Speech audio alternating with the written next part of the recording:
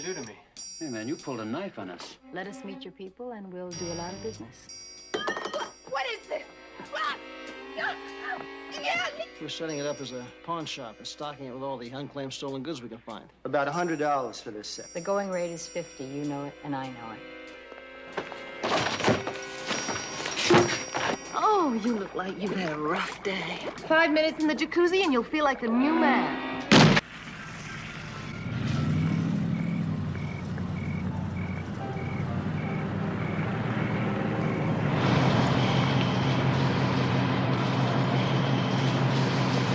Good evening, Miss Lambert.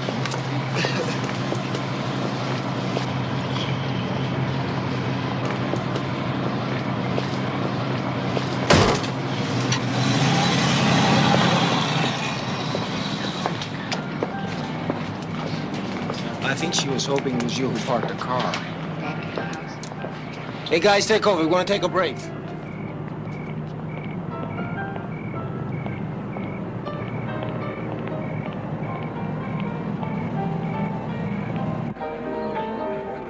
Hey, gang, don't forget all these eats. I mean, real Iranian caviar. Cynthia. Oh, Cynthia. Oh, honey, I'm so glad to see you. Well, I answered your invitation, Prudence. If I said I was going to be here, I'm certainly going. Yeah, but you would be amazed. Nobody has your good manners. I mean, you'd be surprised the number of people who didn't show up here. Miss Clark, I'm afraid we're running low on champagne. Well, that's impossible. I mean, we've got less than half the people that we expected. It was my error. I'll pick up 2 more cases. It better not be on the bill. You gotta watch these people. They work every ripoff in the book. Well, Mr. Ellis is supposed to be very good. The best. And his prices he better be. Come and have a little drink, honey. Help me drown my sorrows. No, a little sherry, please. Sherry?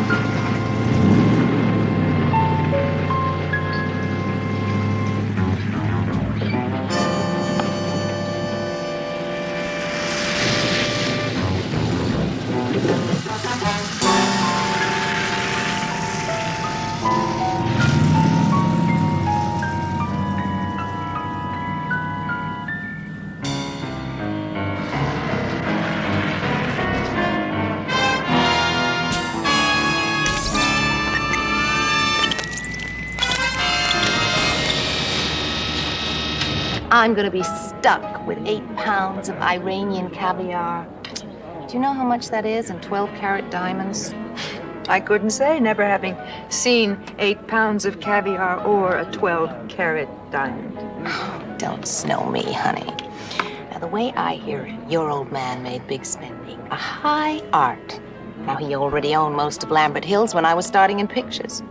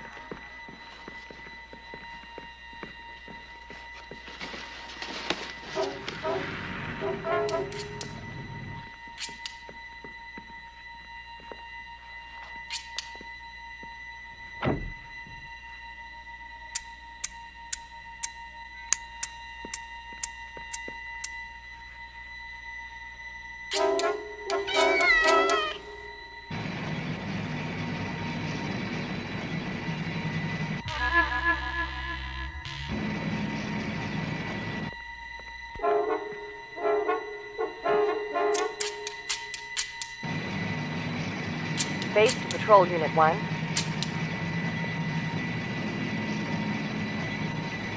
Patrol 1, over. Have a barking dog complaint, Beckerman House. Check it out. I'm on my way.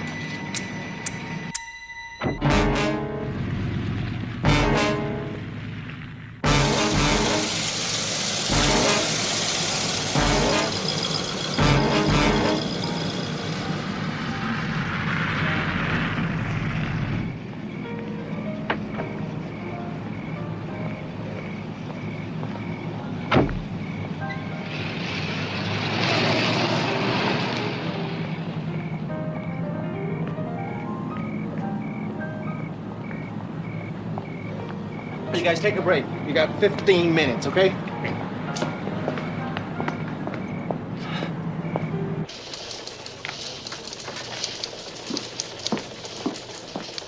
$16 houses, Bill.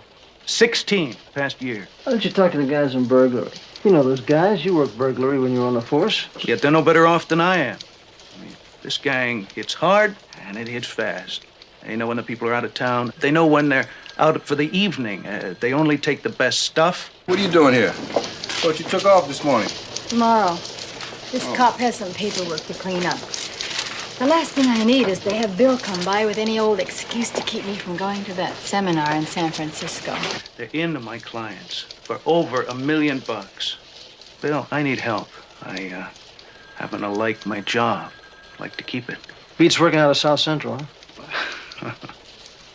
Chuck, listen, why don't you go home? Let me call you later tonight. I just might have an idea. Yeah.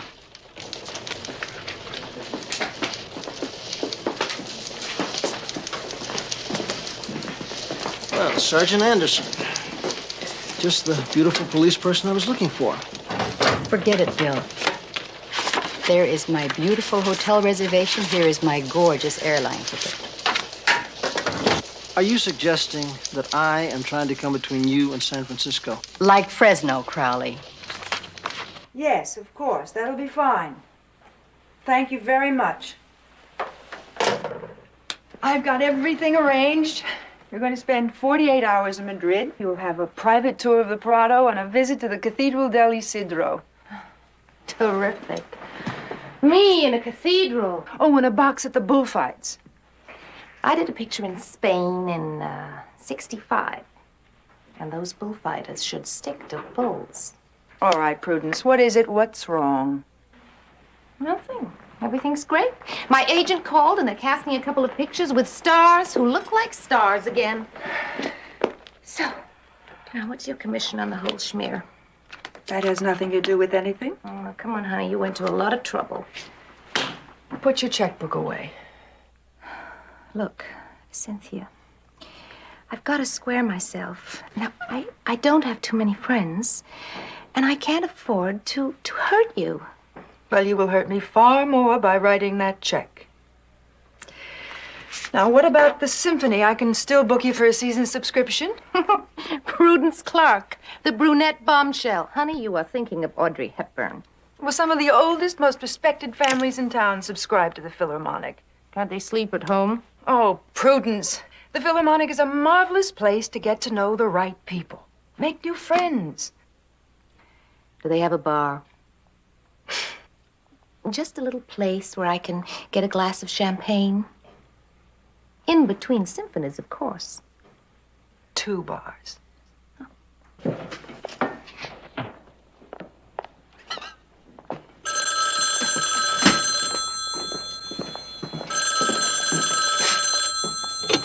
Hello?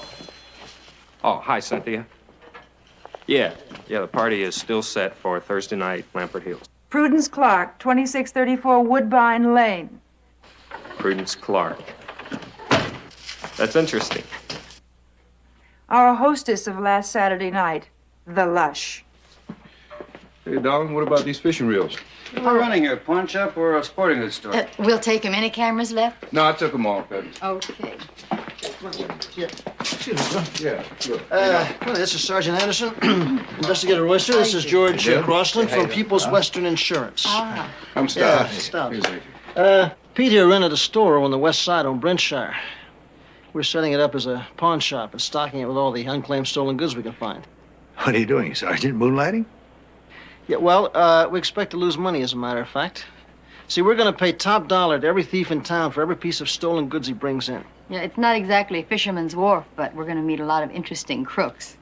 Well, I hope your department's budget can stand it. That would be nice.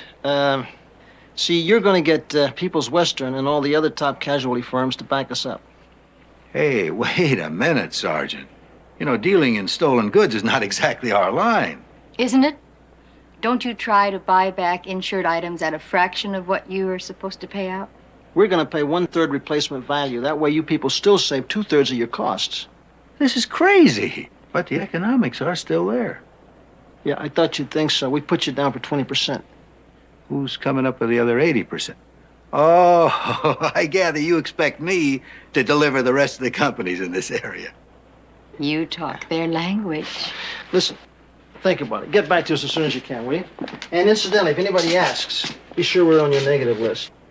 Real no-nos. Look, if you people ever decide to change your occupation, let me know. Will do. Bill, this, Lauren Davis, what if somebody checks with Paris? We're covered. Interpol's got her under wraps. What kind of wraps? How about the Bastille? That's a wrap. A lot to remember for a lousy $50. Asa, for $50, I expect the word to be spread all over town, especially the West Side. Now remember, the lady's name is Lauren Davis. Wow. She's here from Paris. Terrific connections.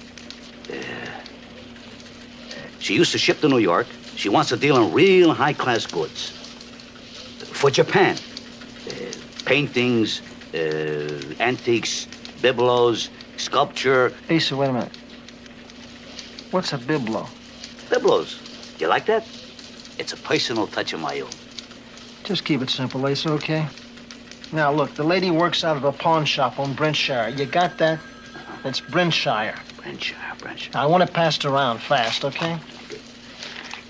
Right.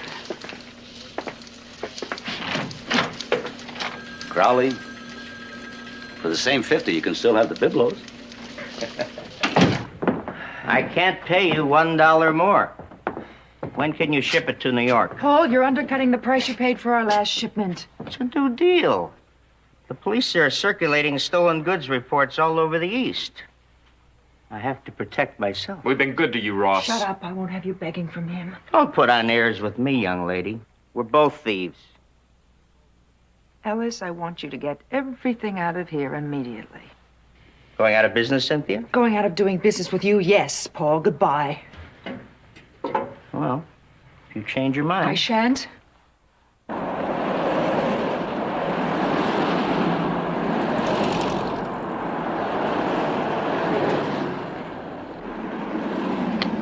How do you read me, Peter?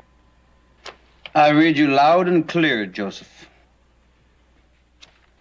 But business is slow.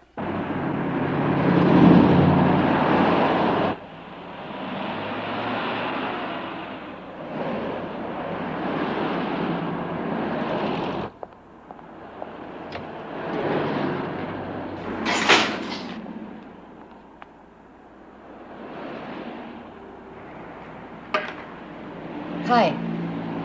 See anything you want?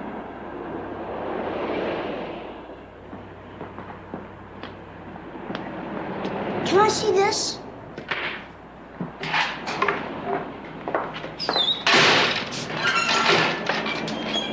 What, this right here?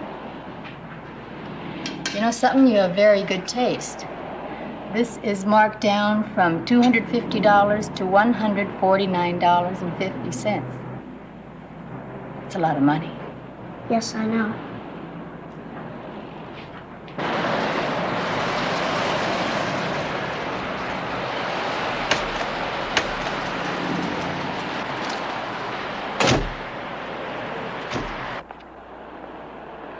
Thank you. You're welcome.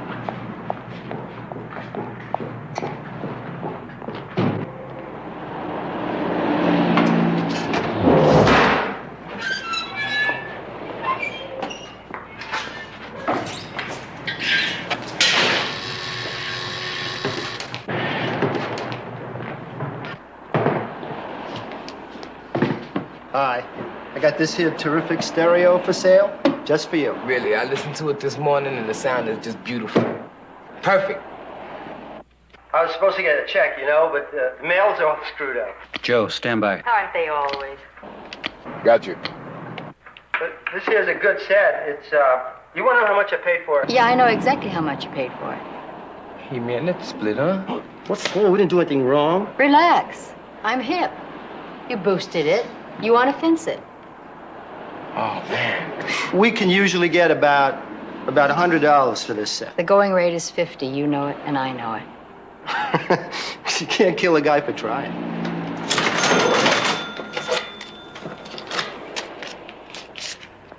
Here's 50 for the stereo and 25 for passing the word we're looking for top quality antiques and paintings.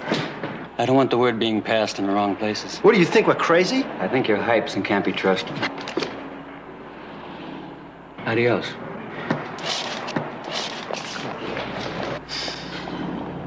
Well, at least it's a beginning. Right about now, Joe should be getting the license.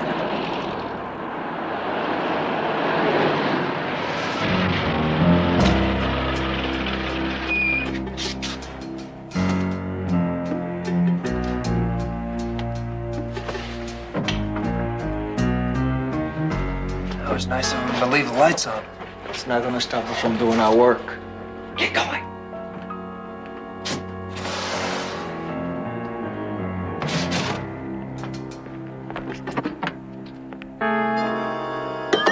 What is this? Ah! Yeah, leave. Ah! She's out cold. Let's get out of here. Shut up! Let me go! We've lost 90 seconds. Now get what we came for.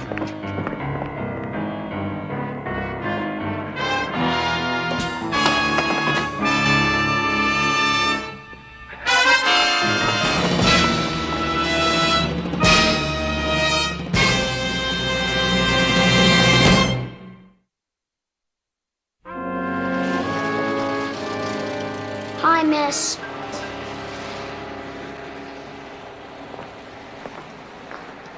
Hi. Hi. What's your name? I forgot to ask you last time. Donnie. Donnie. I like that. What's yours? Lauren. What's this? Where'd it come from? Want to sell it, right? Okay. $15. Put it on the necklace, please. Layaway? Okay, pal.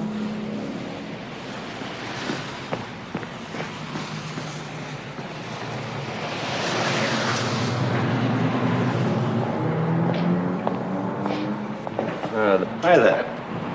Hello?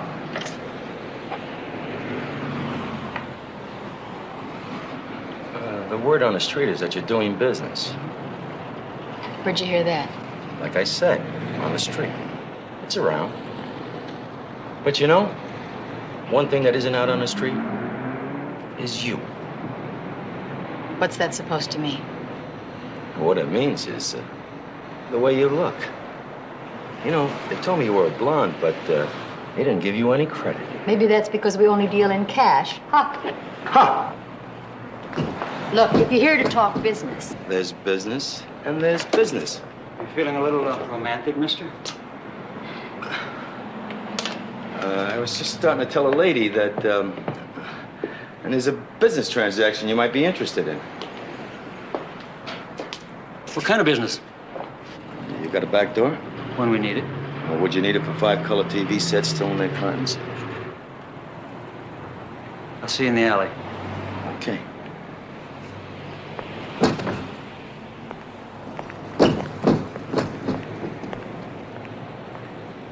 Business is picking up. I'm not so sure.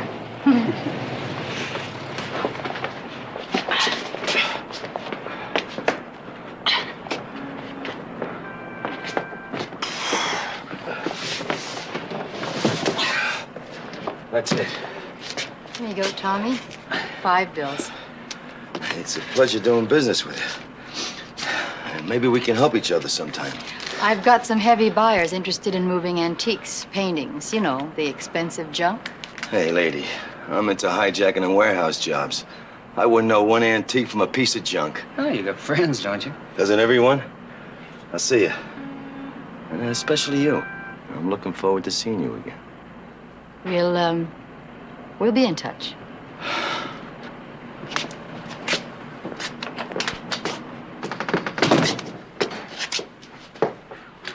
I think you got yourself a fan. It's a pawn shop, isn't it? Did you give Joe a call? He got a message from Bill. Crooks working Lambert Hills hit again last night. This is exquisite. Han Dynasty. And that tart used it for flowers.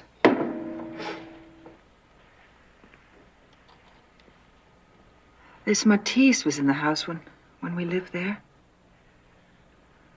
I remember my father buying it.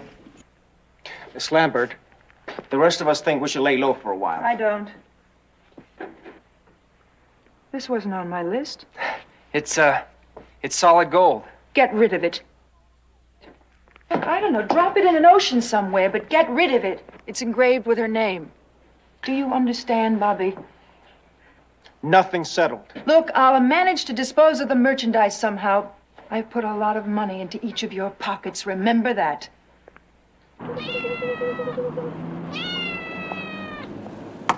So then the wife says, we got the money now. Now we can live in Lambert Hills. She lays out almost $100 grand on a lot of them, antiques and things. And then these lousy bums rip me off. Yeah, I read the police report, Mr. Bischoff. I just thought maybe there might be something you could add. What else can I tell you? The wife suddenly got the idea the best people are in Acapulco. Acapulco, you know what that means to me? There's Xochimilco quick step. But that ain't bad enough. Excuse me. You were out of the country the night you were burglarized? Yeah, we were in bed down in sunny Mexico. You know what this lousy little trip cost me? 35 G's. 35 G's!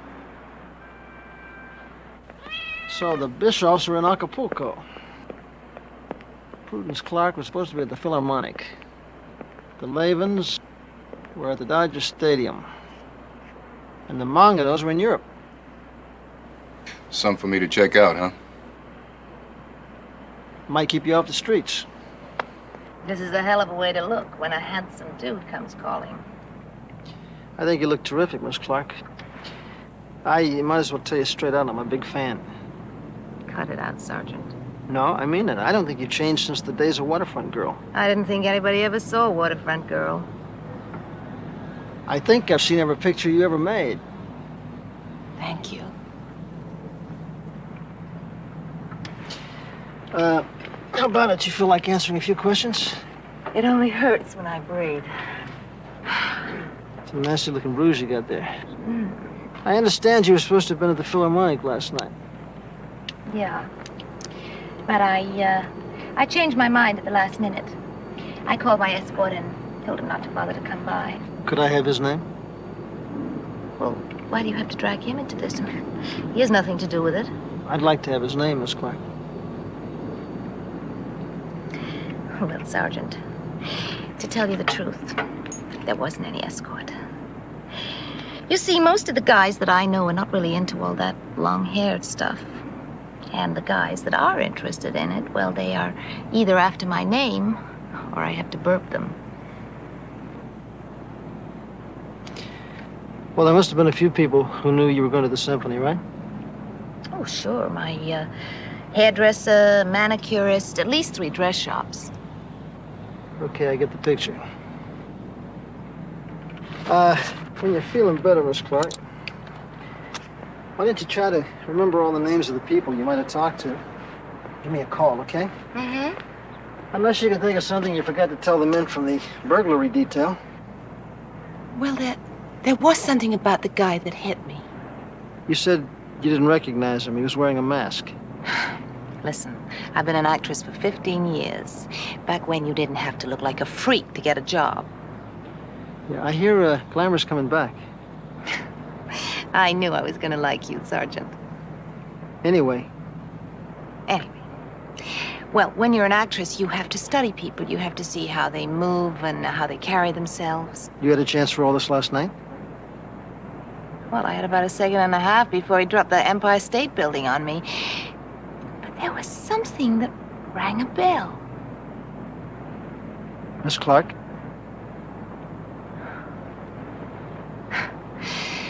Too many birds. Using the inside of my head as a landing field. Yeah, well, listen, if you think of anything, here's my card. Don't call me, I'll call you. And if you're ever in this Tony neighborhood again, why don't you drop by? I make a terrific cup of instant coffee.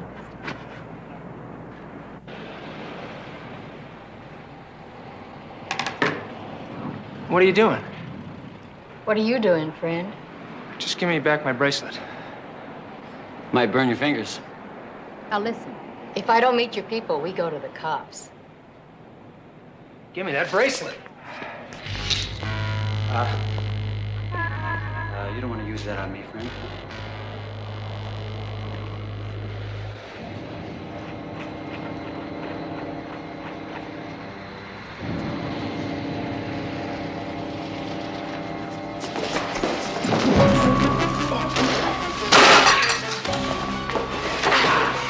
I told you it was going to burn your fingers.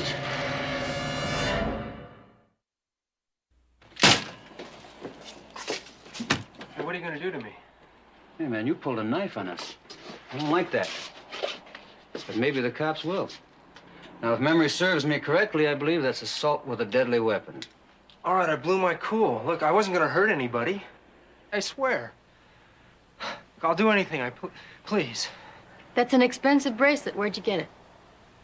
I found it. It was lying in the street. We're looking for expensive items like that. You think you could find any more of those on the same street? I don't know what you're talking about. Oh, come on, man. You already got one out.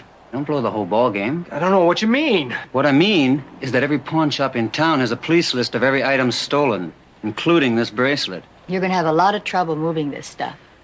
Now, we're well connected and we can move merchandise fast. Let us meet your people and we'll do a lot of business. I can't tell you that. Can you tell us how you happened to pick this particular shop? Word gets around. Who sent you? Look, a friend of a friend.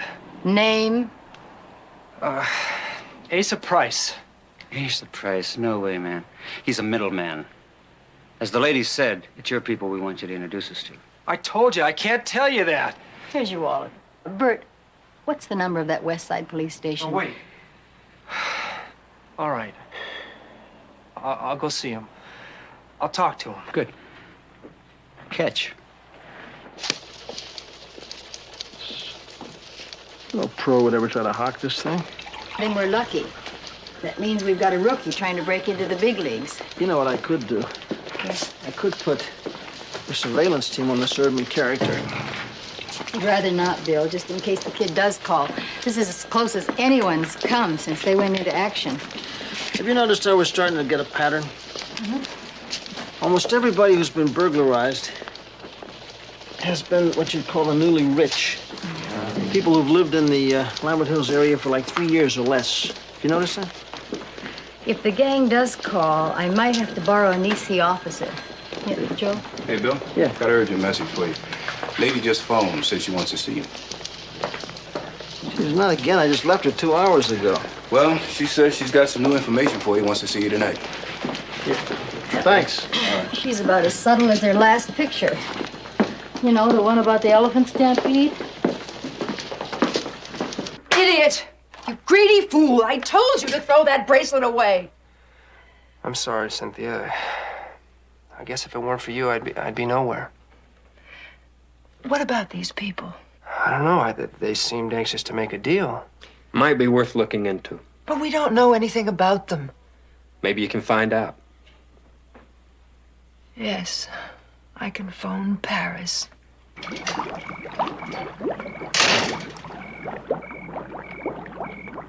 Over here, Sergeant. Oh, you look like you've had a rough day. 5 minutes in the jacuzzi and you'll feel like the new man. And a glass of champagne won't hurt either. Yeah, I think I'll skip the drink, thanks. Look, I was told you have some information for me, Miss Clark.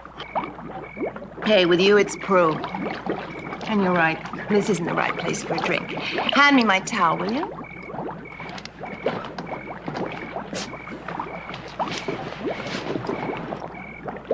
No. Let's go up to the house. I have got a dress I want to show you. I didn't come up here to look at a dress. Honey, I'm just lousy with clothes. I mean, I have no dress sense at all. And I really want to look chic, and you are a man of such taste. Prudence, I'm on duty. I'm very busy. Now, you can't call me every time you need company. Billy, I know you're on duty, but this is important. You're taking me to a party next week. A party? Yes. Tuesday night. And remember, when we get there, I'm the gal who brought you. Prudence, you are a very nice lady. Oh, I know that very nice lady stuff. Do you know how many burglaries there have been in Lambert Hills? I mean, you're not the only one who's been ripped off. Do you have any idea how many people I got to talk to, how many people I got to interview? Yeah, but how many of those people have seen those guys? How many can identify them? I don't know. You tell me. Only one, me. Sure you can. That's what you keep teasing me. Look, I got a job, and that doesn't mean that I can run up here every time you can't find somebody to... To what? Oh, you better watch it, honey.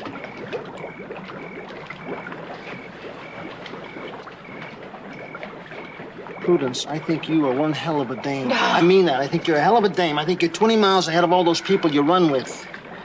But I'm a cop, and right now, I got a case that's killing me. I just don't have time to go to some dumb party with a bunch of dumb people that I don't want no dumb part of. Well, that's just too bad. Because you can go right back and tell that boss of yours that you were so busy protecting that lily-white body that you missed the chance to see the guy who slugged me. Prudence, did you remember something? I mean, have you got a name for me? Now all of a sudden you're interested. Sure, I'm interested. Look, I blow off. I'm sorry. I blow off steam. I'm a direct guy. Say what I think. Let's start over. You got some information for me? Yes. You want to lay it on me, please? Look, I've seen him before. He was at my house the night of the party. The guy who slugged you?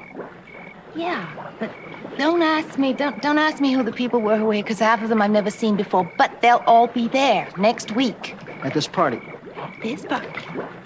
Okay, you just got yourself a date. Now, you want to go in the house? I'll take a look at that dress. Boy, they sure are pretty, you know?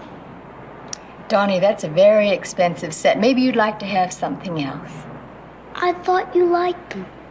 I do. They're very beautiful, but... Here, let me see how they look.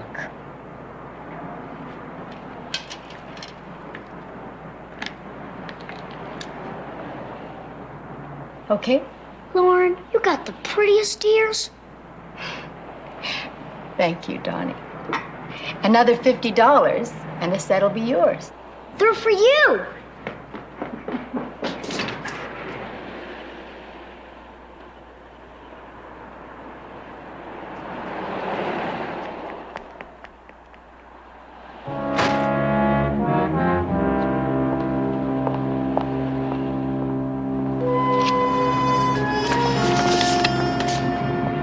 Pete? What's that? It's an invitation to an art exhibit. Right on schedule.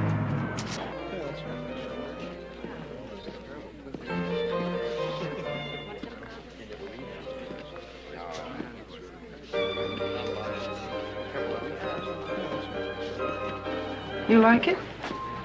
I'm not sure, but it's good. You see, I don't know what I like, but I know what's good. You sound like you might be a dealer. Not strictly in oils and sculpture. Any other works of art? Not strictly those either. Although I am interested in acquiring a Matisse pencil sketch, 22 inches by 18, a Durant charcoal, a Mitchell Johns. You have very Catholic taste. My customers do. As a matter of fact, I can move practically any antique. Porcelain, silver. You know good porcelain? If I could lay my hands on a Han Dynasty bowl, blue flowers, circumference 6 inches, I would be willing to pay $2,500. That's very generous. Friends in Paris tell me the Lauren Davis they know has always been fair. They tell you anything else? Just that Lauren has dropped out of sight for the past few weeks. Time to move on. Are you in the business? One might say I'm a collector. I'd like very much to see your collection sometime.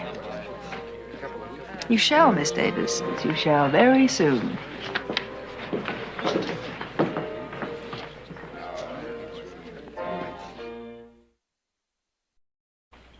It's hard to get down. Cynthia Lambert, one of the old line families in the city. Her father built Lambert Hills. Yeah, well, we checked. Practically everybody who was ripped off either made travel arrangements or ticket reservations for that particular night through her travel agency. And don't think she's doing it just for kicks. Her old man died broke. Tell him, Joe. Yeah, he blew every cent he had in a big resort development in the desert. Well, this past year, little Cynthia's been making up for it.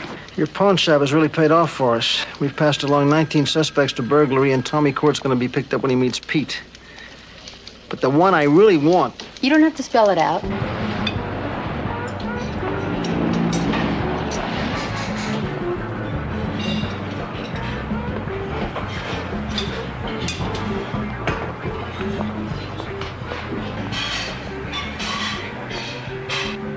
You weren't supposed to bring anybody else. Mr. Tanaka is going to take everything you people have. Ready? I don't know. I do. You bring a truck? Did I bring a truck? Tanaka's a big importer in Tokyo. His customers are screaming for everything you have here. You've seen everything, Mr. Tanaka? It's so. I take you set the price.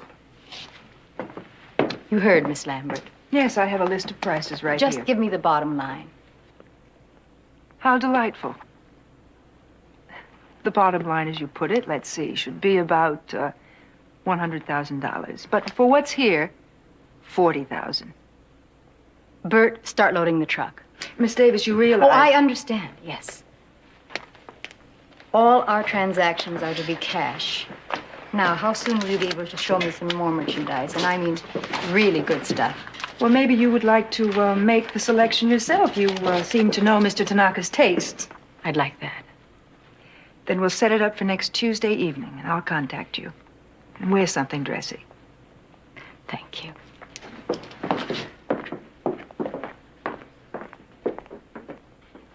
I want to thank you, Gene. You were great. Sure. More fun than working juvenile. Say, where's Pete gonna take all my goodies? Police property room.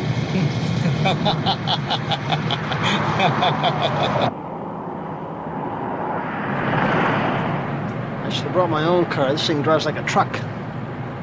No class, honey. Anyway, who ever heard of a police car with a built-in bar?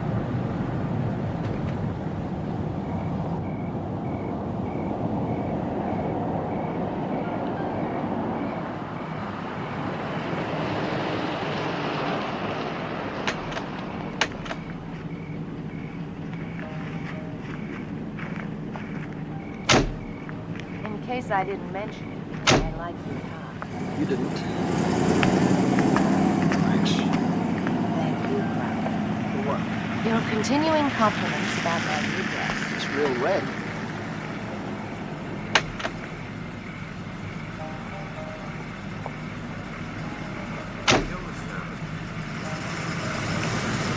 It's quite all right, Miss Davis. Any friend of Cynthia's is always welcome. Thank you. Everyone in the world must be here tonight.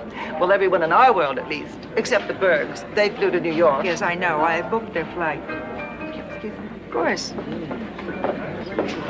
So, how is Portofino this year? Wonderful. You really must come next year. Yeah, I'm really gonna try. Excuse me. Nice meeting you. Cute girl. See your friend anywhere? Not yet, but I'm looking. Is it always like this? Charming, aren't they? In their funny clothes and their loud voices, small talk.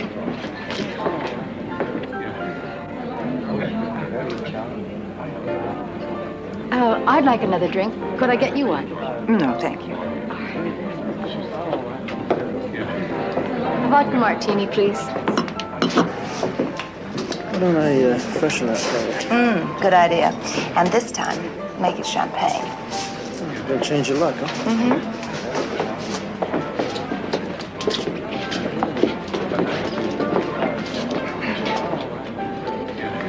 Just give me a glass of champagne, please, and Scotch mist.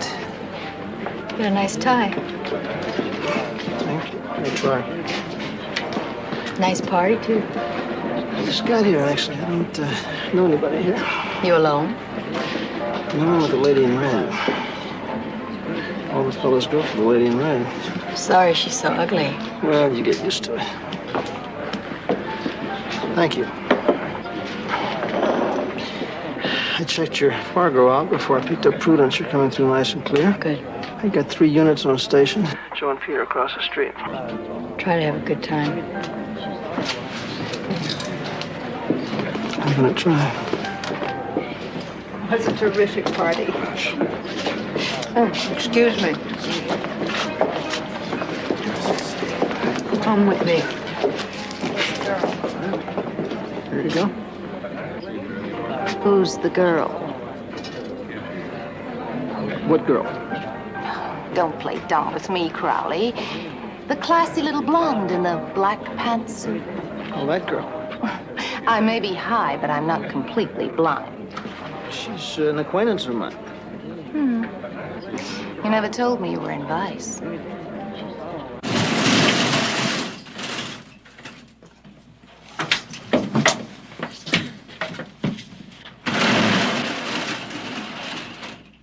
Put this on. How clever. Using a catering truck to get us to the other house. Pete, I can't hear a thing.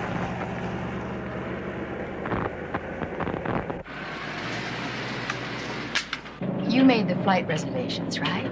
That's how you knew they'd be out of town. This operation, it must take in a lot of bread.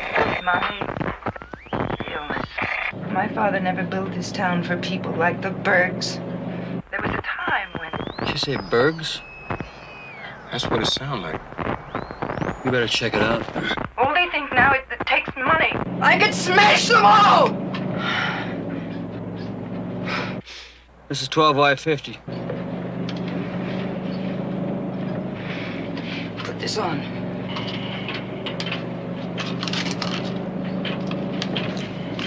And these two.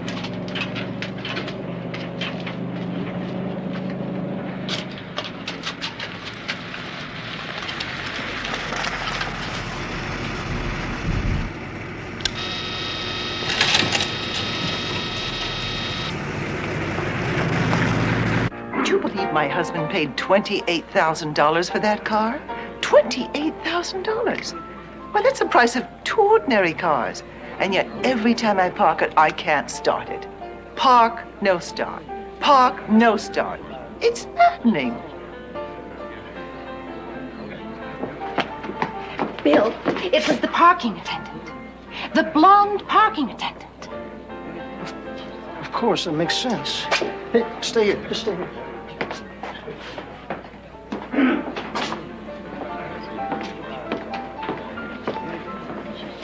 Like me.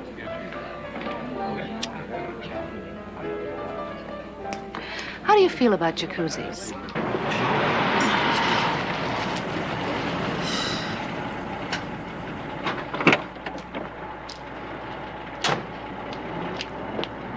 What do you hear from Pep?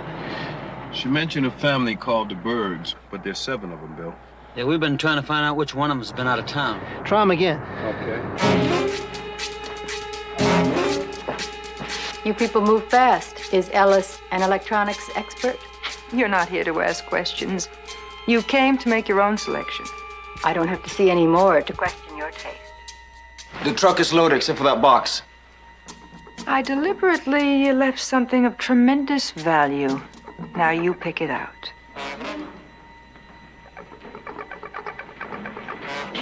Hey, what is this? I've given you an awful lot of money. Pick it out. I'll give you a little help. It's in that cabinet.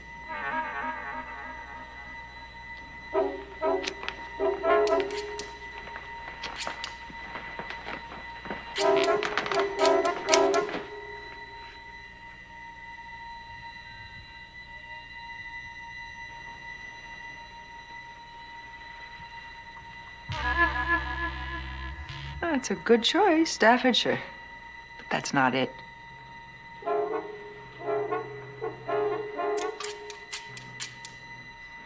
It's a fake. I knew it, Rafe.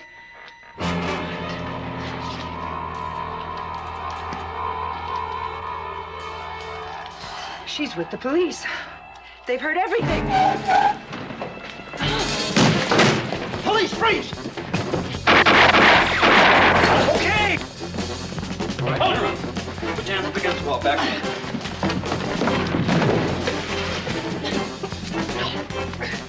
Bill! Ellis got out the back door. Freeze!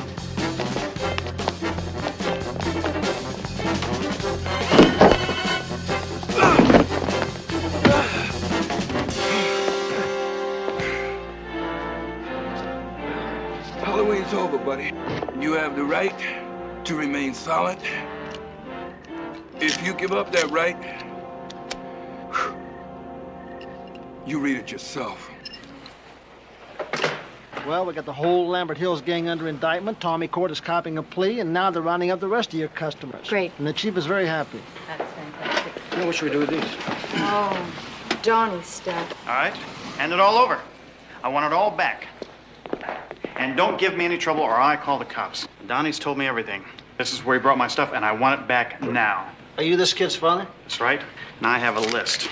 Clock, radio, toolbox, camera, wristwatch, it's all there. We'll need a receipt, of course. You think you're getting off easy, pal. No son of mine. I wouldn't be too hard on him. Look, please, miss, just keep out of this. Listen, friend. You see, we're police officers. Now, we're glad you showed up. Otherwise, we'd have had to track you down. Donnie brought this stuff in to put this on layaway. He was buying that for his mother.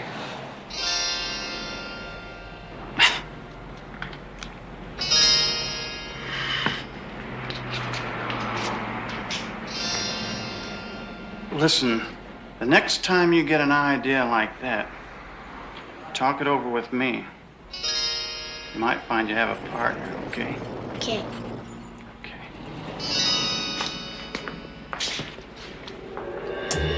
Well, at least you got good taste. Thanks.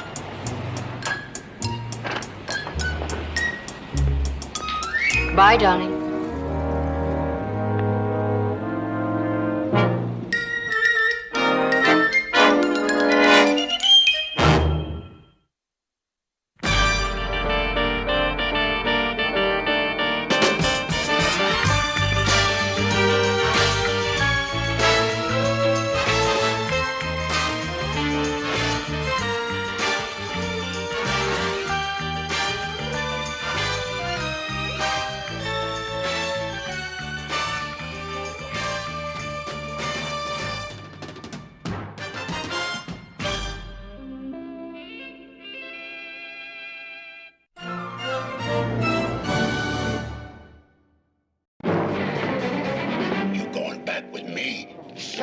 I don't want anything from you. That little incident on the beach tonight is going to cost you another $10,000. Yes, he's a friend. A separate room type of friend.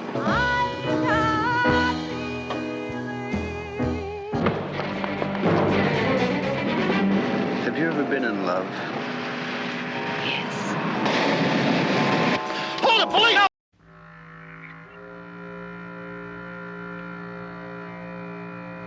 Debemos saber más esta semana.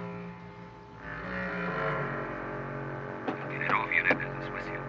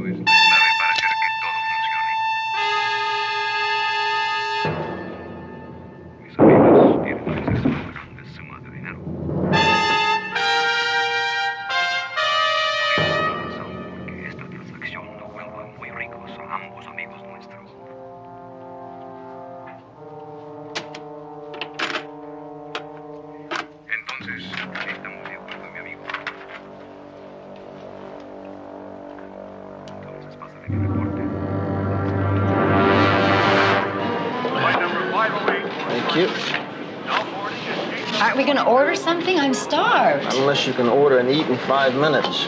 And in this place, it takes the waitress 5 minutes to find the menu. Well, I'm hungry enough to try. Hi, Phyllis.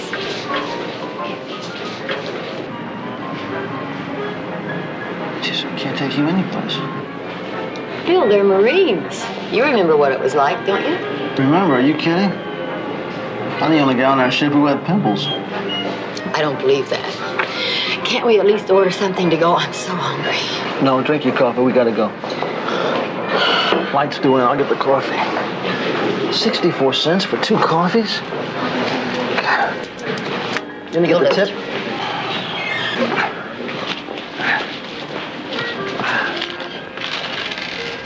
Semper Fidelis, fellas.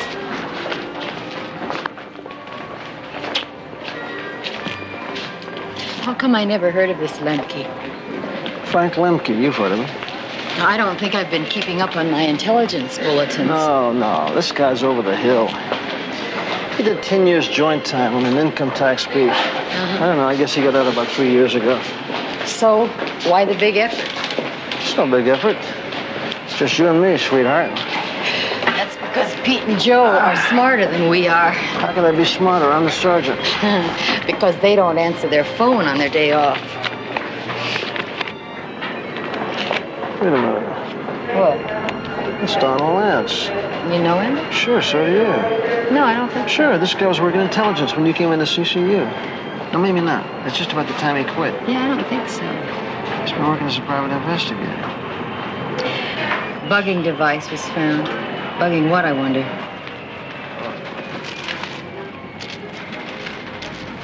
There he is. That's our boy Lemke. Flight 419 from Trenton, New Jersey. Now arriving at Gate D.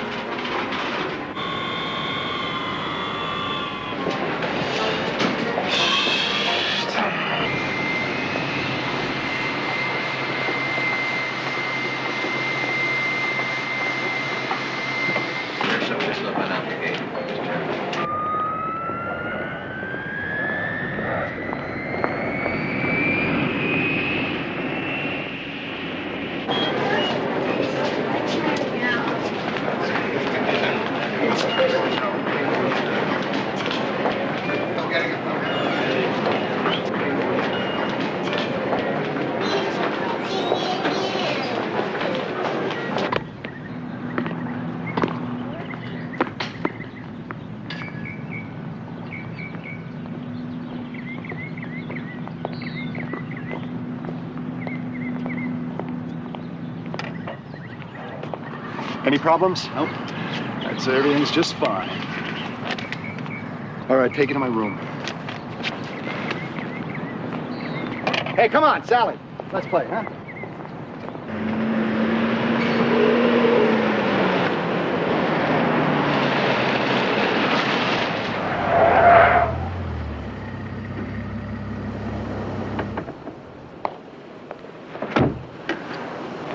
Been a long time since I had a steak here. 15 years, to be exact. You know, I didn't know the place would still be here. Well, with all the freeways they're building and all. You had me drive 40 miles so you could eat here, at this place. You know, that's what's wrong with you younger people, Vinny. Too interested in exterior things, clothes, cars. It's what you can't see, what's on the inside that counts.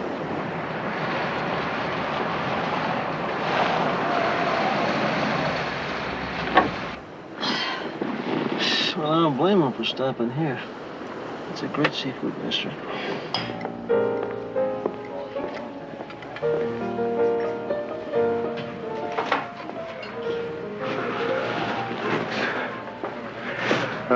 Listen, I've got to go to John. Will you order for me a New York medium salad, no potato, and coffee?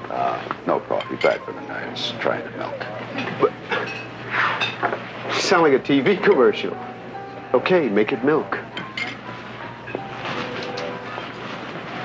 We should be there in about an hour. He make any contacts yet? No, not yet. But he will. Well, keep in touch. Things could get a little tight. You're telling me.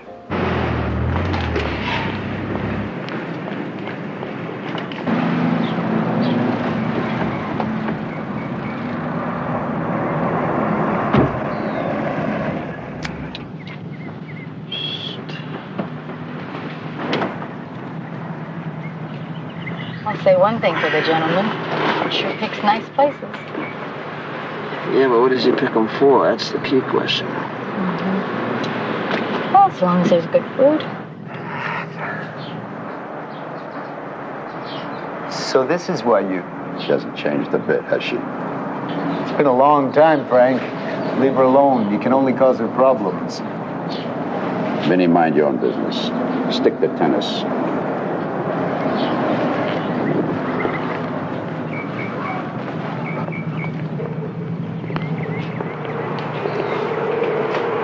Registry. She's beautiful. Miss Tracy Connors. I Sensational. saw her once at the Grove about 5-6 years ago. She's great.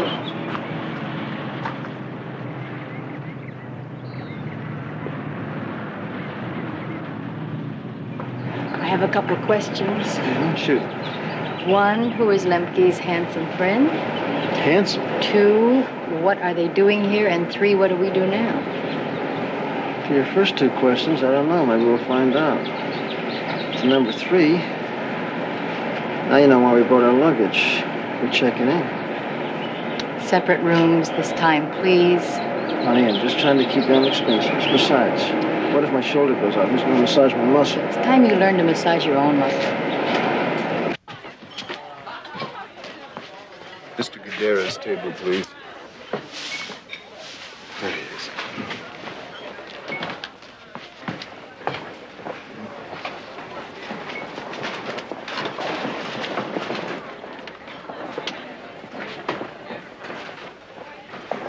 Well, that's very interesting.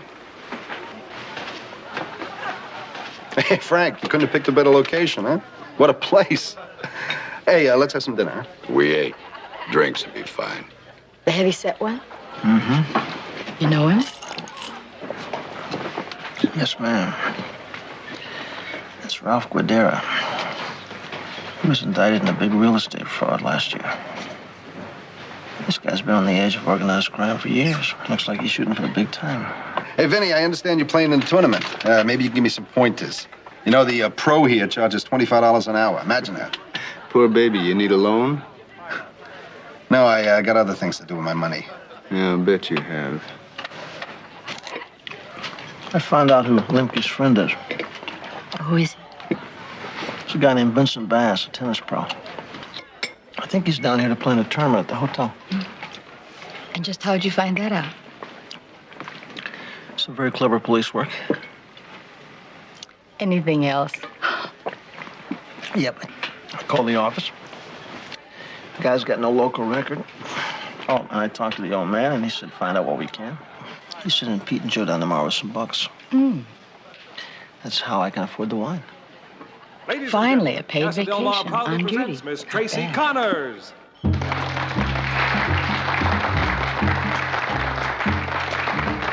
Lover, one lovely day, love came planning to stay. A green dolphin street supplied the setting for nights beyond forgetting. And through these moments apart, love remains in my heart. When I recall the thrill I found on, I could kiss the ground on green dolphin street.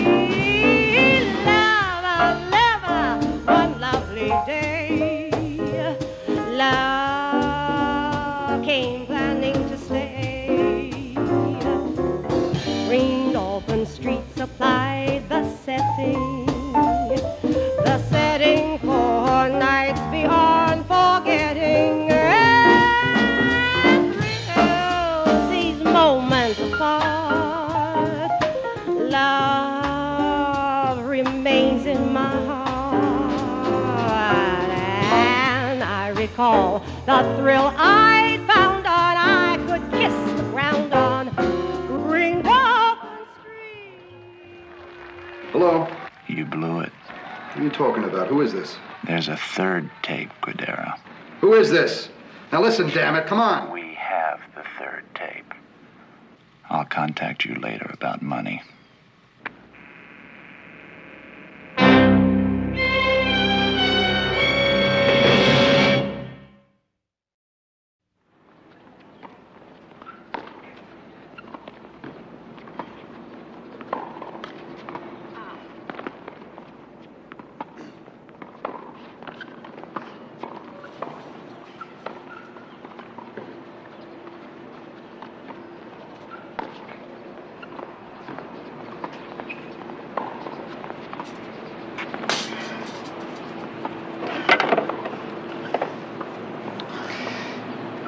You gotta work on that backhand a little.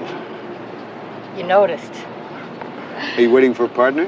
No, I gotta warm up some more. How about a game? Well, how good are you? Good enough to straighten out that backhand. You're on. Vince Bass. Pepper Anderson. Do you come here often? First Live. It's really beautiful. You work here? No, I'm playing in a tournament here next week. I thought I'd get used to the courts. Oh, no! With my backhand, I've met a tennis pro. Oh, Frank, these are the key men who'll be working for you. Lemming, casino operations manager. Troutman, accountant and financial operations. Salazar, security. And Posner, he'll be our communications expert to your old East Coast operation. Now, here's how it looks. We've got enough votes on the city council to ensure passage of the ordinance to legalize the casino. That's cost us $75,000 already. Oh? Who put up the $75,000? I did. We've got to get things going. Now, as soon as we start operation, we tie into your old operation, and we're in. Nah. You want me to put $3.5 million in front. All right. Let's talk percentages. We figure your cut would amount to $15 million the first year. Now, I don't want you to confuse age with stupidity. I figure this operation should net $75 million a year. Got a big overhead. Overhead. You're asking me to put up 75% of the capital, plus use my East Coast contacts for 15% of the action.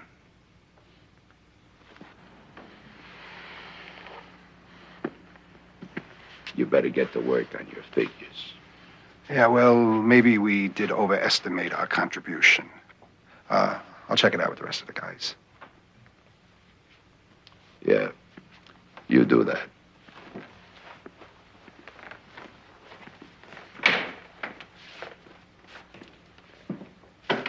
Was that your boyfriend at dinner last night? we're teachers. We're here for a state teachers conference. Yes, he's a friend. A separate room type of friend. What would the school board say? I don't know, but I bet he asked. I would have. What kind of work do you do? Changing the old subject, Gambit, eh? Well, I really don't work. I just play a lot of tennis. I think we're called tennis bums. Bet you get to travel a lot, huh? I guess so. And those friends with you at dinner last night, they're tennis bums too? Miss Anderson, you were watching. You ought to be. No, those gentlemen are business associates. What kind of business? Speaking of dinner, how about tonight? You didn't answer my question. I got a rock in my shoe. You didn't answer mine.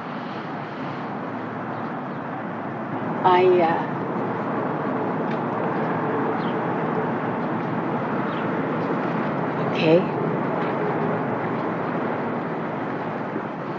I'm late to a meeting. 8 all right? 8's great. Miss Anderson.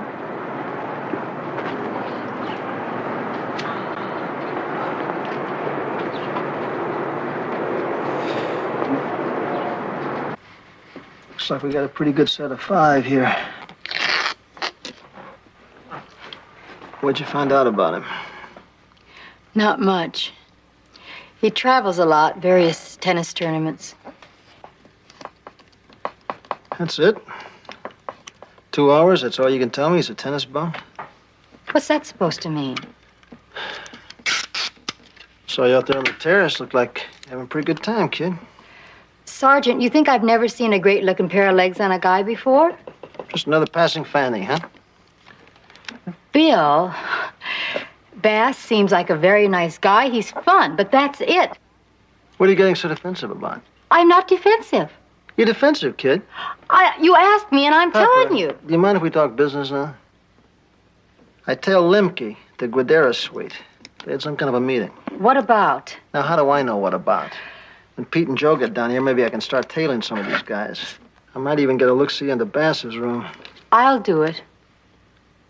It'll be easier for me. A lot more fun, too. You get those prints into town. The game's gotten a little rusty. Yeah, well, I haven't played for a while. Busy with this. Speaking of that, how's it going, Frank? Everything in order? Yeah, we're talking percentages now. I think it's going to be a good investment. Maybe too good. Hey, Vince, you know something I should? No. Just call it vibes, Frank.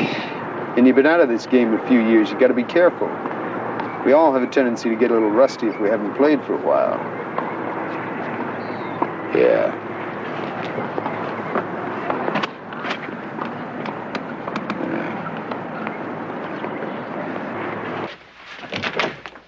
Frank, come on in. What's up, huh? Let's talk. Now, can I get you something, huh? Yeah. Frank, we went over the figures. You were right about the percentages. That's not why I'm here. Explain everything to me, Ralph. Tell me about the whole operation. Yeah, but Frank, you know everything already. Explain it to me. Explain every detail. We open a casino in Cabazon near Palm Springs. Small operation, nothing to get the Vegas boys upset about, you know? Then maybe later we open a couple of more, like a franchise.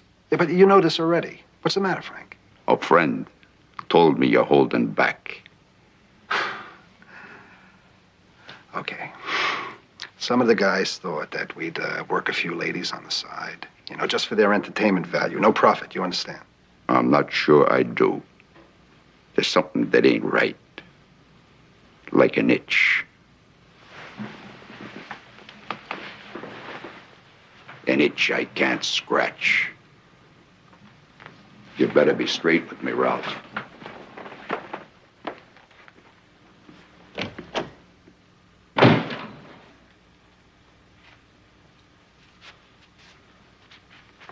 You heard. What do you think? Does he know anything? Yeah, my guess is he knows something. But if he doesn't, he's not going to stop checking until he does. Yeah, but who? Who talks to the old man? It's Bass, man. It's got to be Bass. Yeah, I think you're right. Maybe Olson here better take care of him, huh?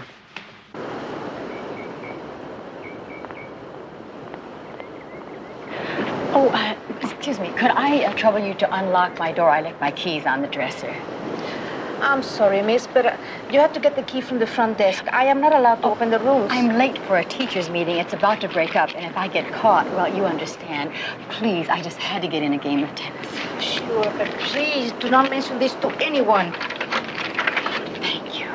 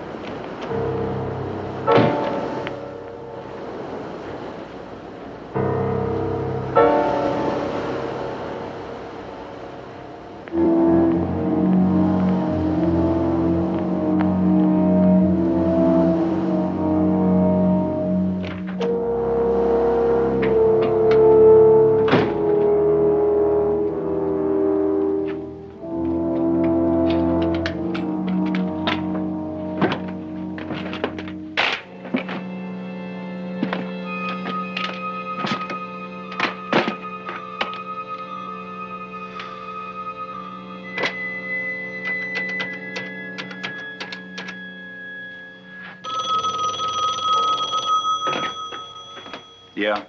I'm glad I got you. What is it? I need you down here right away. There could be trouble. I'll leave right now.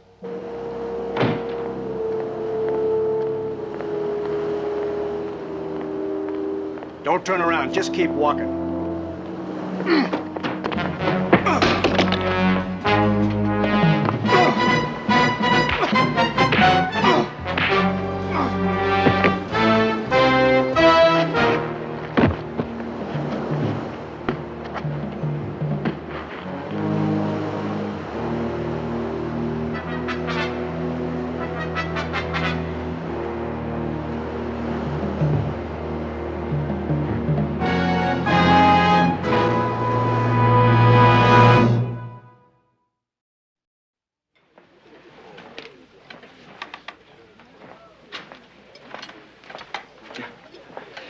How's your elbow? My elbow is fine. My tennis is rotten. Well, what would you like to drink? Scotch, but heavy on the water. That'll make two of us. You know, I've always liked this place. It kind of makes me feel as if I'm living in another time. Sometimes I wish I were. Vodka tonic.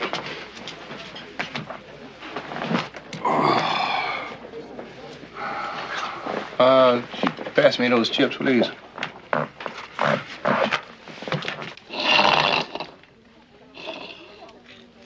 What's bugging you? Not a thing. It's bugging me. And why are you so uptight? Who's uptight? I'm not uptight. That's what I mean. Joey, stay off my case, please. Tracy.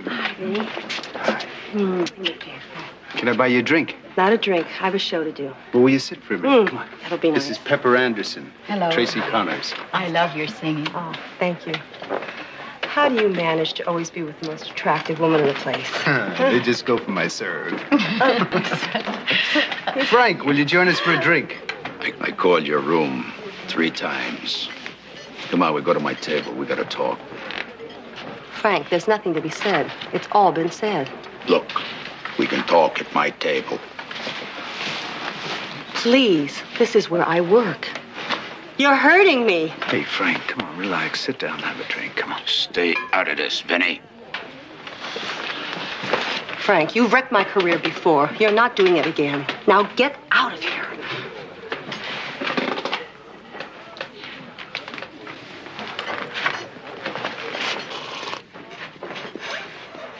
You better stay with her.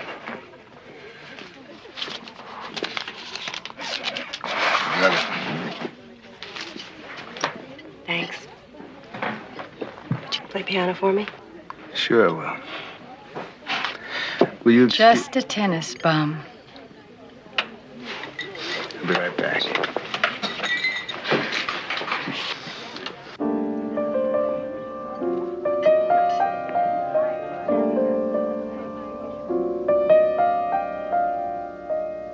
Feelings, nothing more than feelings, trying to forget my feelings of love. Teardrops rolling down on my face. I'm trying to forget my feelings of love.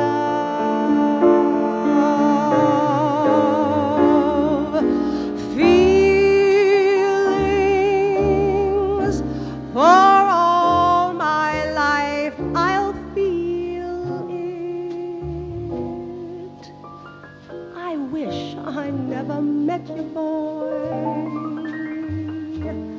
You'll never come again.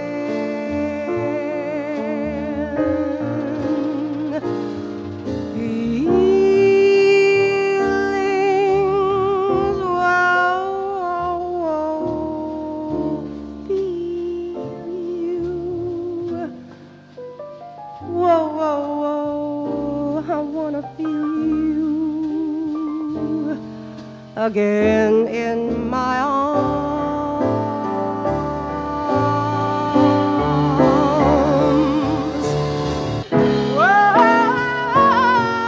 Whoa, feelings,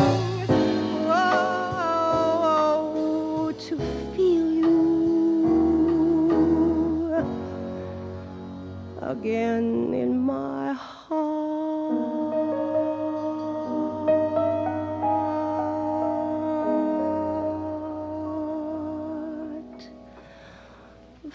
Feeling.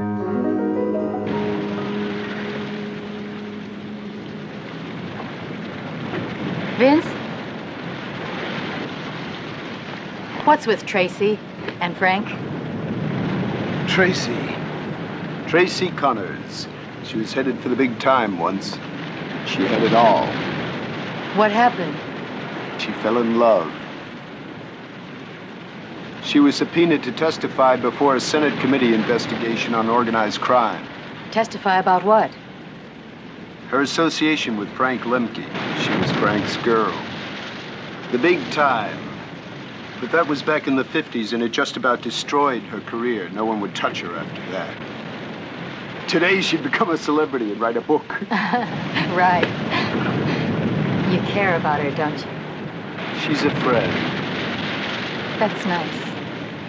Pepper, Oh, you scared me. I've really enjoyed. I guess what I'm trying to say is that it's fun tonight, right now. I feel the same way. Have you ever been in love? Yes. You know, it's funny. I've always felt I was immune from something like... Well, I guess we all have our own image of ourselves. Are you afraid of getting hurt? Yes. Possibly. Uh-huh. I guess I've been ducking too long. But Pepper, I'm glad that you're here with me tonight.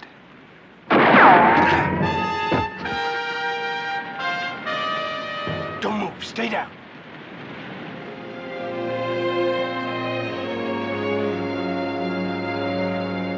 Is this the guy? Yeah, that's the guy. Highway Patrol said he must have fallen asleep at the wheel. Broke his neck. Is he friendly with Daris? Associate. That's what the manager says. Jim? What about Bass? Well, we ID'd him through DMV, and his real name is Barcelona. Oh, really? Why don't you tell me something I don't know already? What does record show? Nothing. Nothing? Nothing. The CII? Bill, we checked everything. There's absolutely nothing. The FBI. Did you check the FBI? Hey, come on, William. We did a thorough check. He doesn't have a record. He's clean. Yeah, well, there's something going on here, and Bass is right in the middle of it. And we're going to find out what. What's his predicament? Pepper.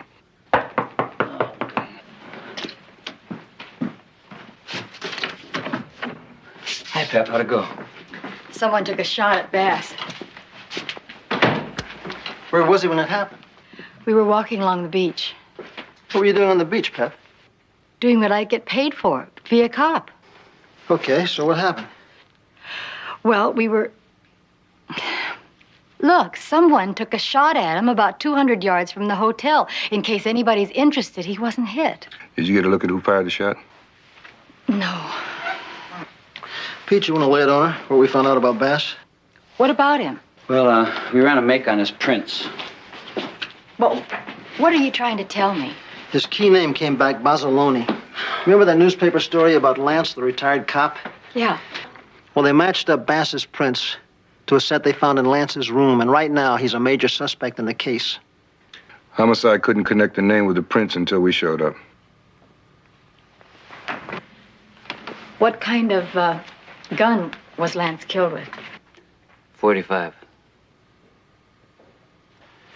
Pep, did you go have a look-see like we talked about? What'd you find? What'd you find, Pep? A 45.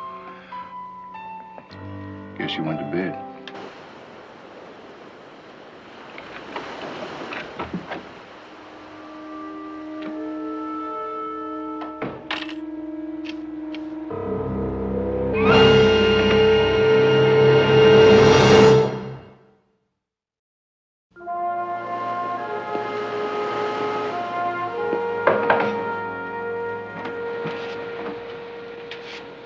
Bob Landon. I'm with Criminal Investigations. What the hell is going on down here? I swear this thing's got more angles than a pipe fitter. We have developed information that Gadara is putting together an organization for distributing Mexican heroin to the East. Mexican heroin? We've had a tail on him for about 3 weeks. Wait a minute. How does Lemke fit into all this? I mean, according to his file, he's not even involved in it. As a matter of fact, not only is he not involved in dope, but he's been on the outs because he wouldn't handle this stuff. He doesn't know. Are you serious? The boys back east want his bucks. See, when he was on top, Lemke salted away almost 20 million in Swiss bank accounts. Now, the syndicate wants that money back, and only Lemke can get it. But he won't deal in junk. That's why they had Gadara set up this phony casino operation. Just how tight are you guys into this thing? Pretty tight. We've got a snitch right in the middle. Snitch? You don't mean Bass? He's working on a forgery beef. How did you guys get into this? On a day off. A lousy day off. What happens to Bass if Gadara finds out? He's got big problems.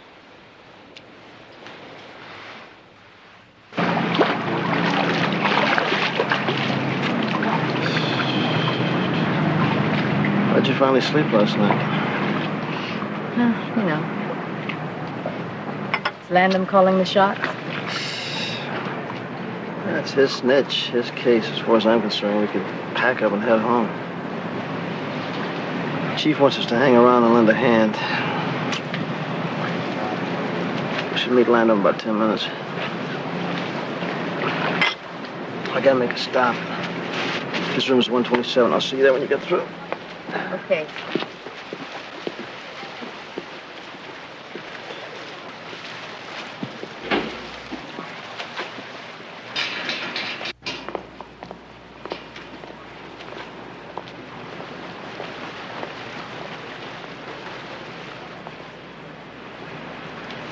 Excuse me, miss. Good morning. Good morning. I'm sorry about last night. You're not going to tell me, are you? What you're doing? What I'm doing has nothing to do with you. Look, why don't we have dinner tonight? We'll talk about it then, huh? I don't like chasing shadows. Let's see what the day brings, okay? Sure. I'll see you later, okay?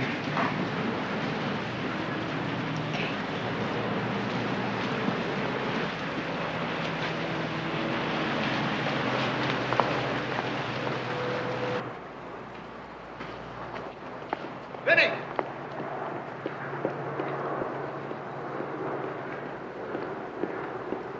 The money just showed up. Let's do it now, huh? Okay, I'll get it and meet you down on the beach. All right.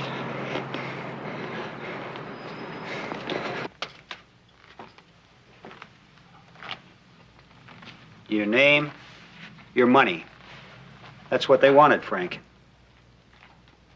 Who's involved? Calling the shots. Ralph Gadara. He's using you like you're some wet-nosed punk kid.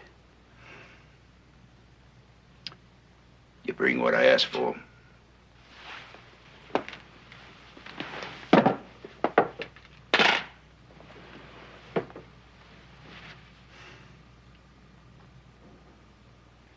Okay, good. Well, I think we should have this wrapped up today. Where's Pep? She should be here by now. Yeah, room 227, please.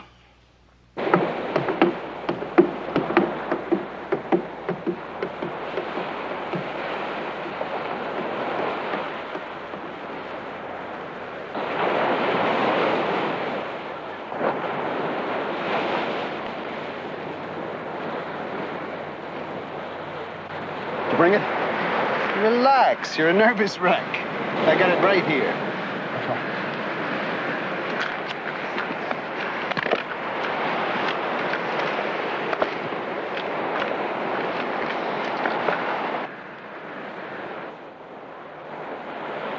Old Town, site of California's first permanent Euro... You're not very bright, Vinny. How much you tell Frank, huh? I know everything.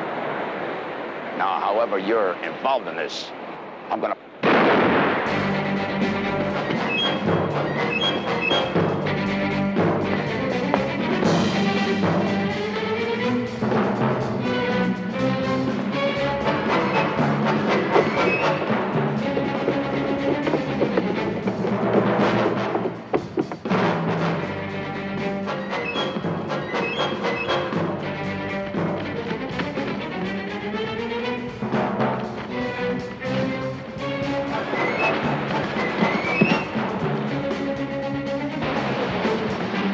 Hold it, police! No, Crowley! He's mine.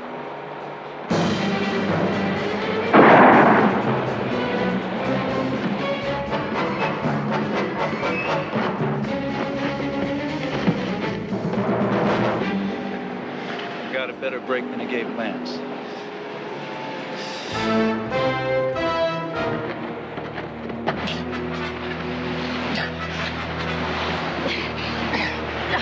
All right, let's go. Over, come on. Over. Let's go.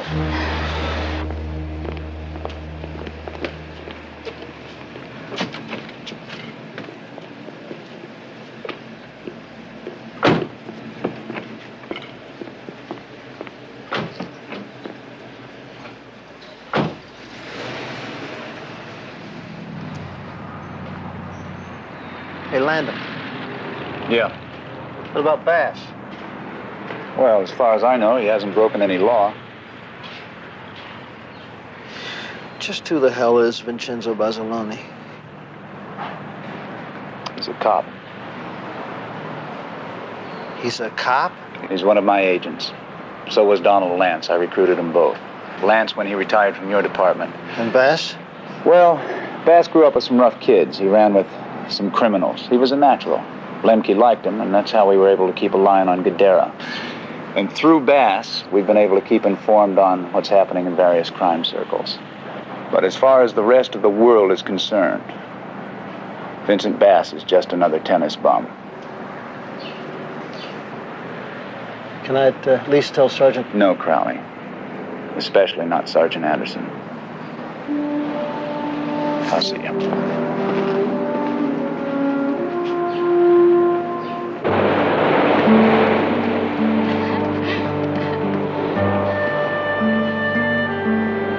Where do you go from here? Vegas. Big tournament there next week. Vince, just what are you? I'm a tennis pro who just happens to have some friends who are crooks. You have a funny sense of humor. Pepper, I know you're a cop. I've known it ever since the time you were in my room. Doing my job doesn't make the rest of it a lie. I know. You don't have to explain to me. Pepper, we run in different circles, you and I. It just wouldn't work for either of us. You understand that, Pepper? Yeah, I understand. Well, I wish you could explain it to me.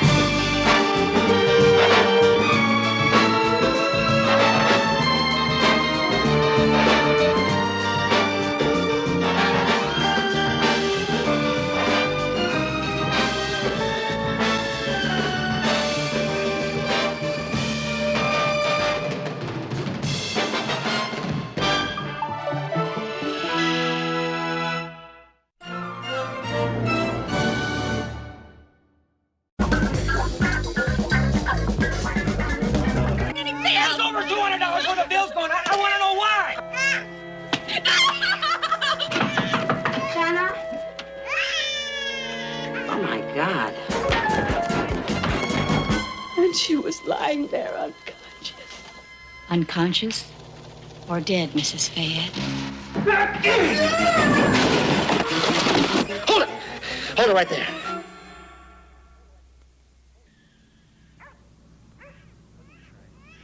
I'm not trying to do anything. I've had it. It's just too much. And if you don't lighten up, we're heading right for a war. Is that what you want? I didn't say that. I said this whole world is one hassle after another, and I won't take it. Well, if you'd slow down, you'd see you're doing the whole thing in your head. I don't want to hear that ever again. What is it with you? You're going to start this every time like clockwork when I'm ready to split? Paul, all I asked was why you'd have to buy another one. Why? You can keep your voice down. The hell with the neighbors! Don't upset the baby, please. The baby? What about me? God, it's killing me. Sorry, All you're trying to do is bug me to death. I am dying in this house. only... Asked why I'd buy another guitar, right? Well, it's because guitars are the way I pick up the bread to feed this family. It's my job, my work. But that's an acoustic. You can't even use it. Well, maybe I could use it for a little pleasure around here. It's more than I've been getting from you. You're nag, nag, You're nag, the one nag. who's always complaining about bills. And You better, are you gonna get up? Are you gonna get off of your... Are you gonna get off?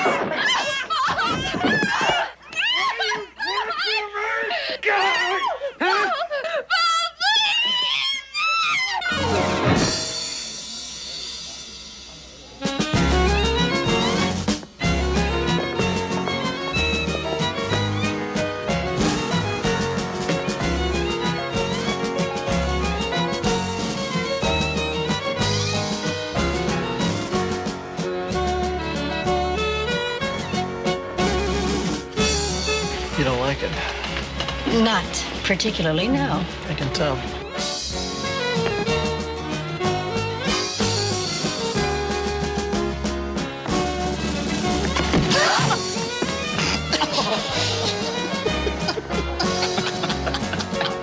Pepper, this is the commissioner's niece, and these are freebies. It would be nice if you looked like you were enjoying it.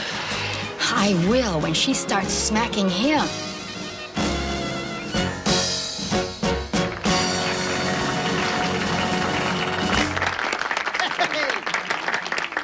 Oh, yeah. Listen, could the sergeant have another bottle of champagne, please? Excuse me, is Mr. Royster here? Right over there. That's Mr. Royster. Mr. Royster? Telephone, Mr. Royster. Pete, it's you, Mr. Royster. Oh, Mr. Royster. A classy joint. Don't forget the champagne. This will be your tailor. I think your new overalls are ready. I hope so. Hello. Hello there, big boy. I had a little trouble tracking you down, but I made it.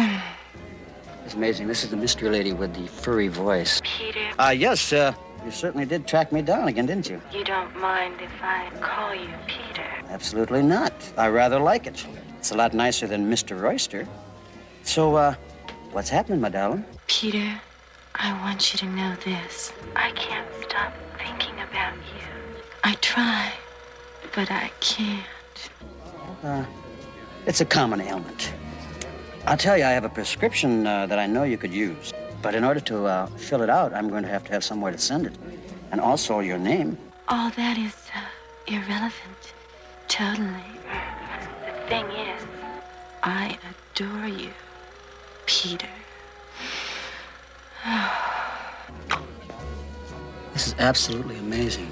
I don't understand how she understands where I'm at.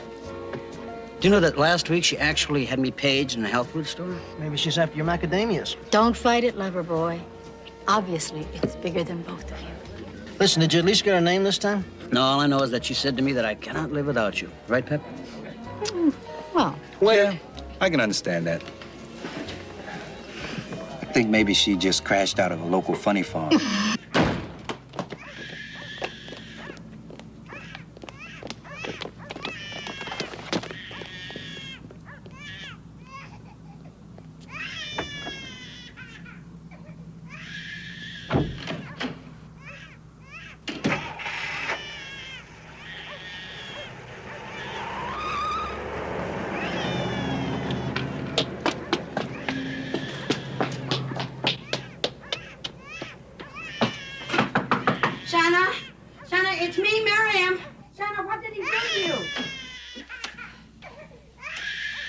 God.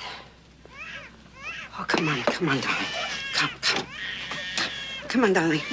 Come on, darling. Sit. I'll get water. I'm okay. I just want to be alone and go to bed. I'm okay. You're all right. Look at you. You can hardly stand.